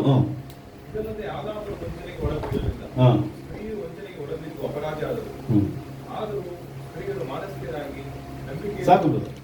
ಈ ವಿಷಯ ಯಾಕೆ ಪೌಲನನ್ನ ಅವ್ರನ್ನ ಕ್ಲಾರಿಫೈ ಮಾಡ್ತಾರೆ ಅಂದ್ರೆ, ನೋಡಪ್ಪ, ಫಸ್ಟ್ ಉಂಟು ಮಾಡಿದ್ದು ಆದಮನ ದೇವರು, ಅವನಿಗೆ ಸರಿ ಬೀಳುವಂತ ಸಹಪಾಠಿನ ಸ್ತ್ರೀನ ಉಂಟು ಮಾಡಿದ್ದು. ಆದ್ರೆ ನಿಮ್ಗೊಂದು ವಿಷಯ ಹೇಳ್ತೀನಿ, ದೇವರು ಈ ಹಣ್ಣನ್ನ ತಿನ್ನಕ್ಕೂ ಮುಂಚೆ ಬ್ರದರ್ ಏನ್ ದೇವರು ಪಾರ್ಸೆಂಟಿ ಮಾಡ್ಬಿಟ್ರ? ದೇವರು ಫಸ್ಟ್ ಆದಮನ್ನ ಪ್ರಿಫರೆನ್ಸ್ ಕೊಟ್ಬಿಟ್ಟು ಅವಳಿಗೆ ಪ್ರಿಫರೆನ್ಸ್ ಕೊಡ್ಲಿಲ್ವಾ? ಹಂಗೆ ತಾನೇ ನೀವು ಹೇಳ್ತಾ ಇದ್ದೀರಿ, ಹಂಗೆ ತಾನೇ ನಮ್ಗೆ ವಾಕ್ಯ ಕಾಣಿಸ್ತದೆ. ನೋಡಿ, ನಿಮ್ಗೊಂದು ವಾಕ್ಯನ ಹೇಳೋದಕ್ಕೆ ಇಷ್ಟಪಡ್ತೇನೆ. ಆದಿಕಾಂಡ ಈ ಸಂಬಂಧಪಟ್ಟಂತೆ ಆದಿಕಾಂಡ 1ನೇ ಅಧ್ಯಾಯ 26ನೇ ವಾಕ್ಯದಿಂದ ಬೇಗ ಯಾರಾದ್ರು ಓದಿ.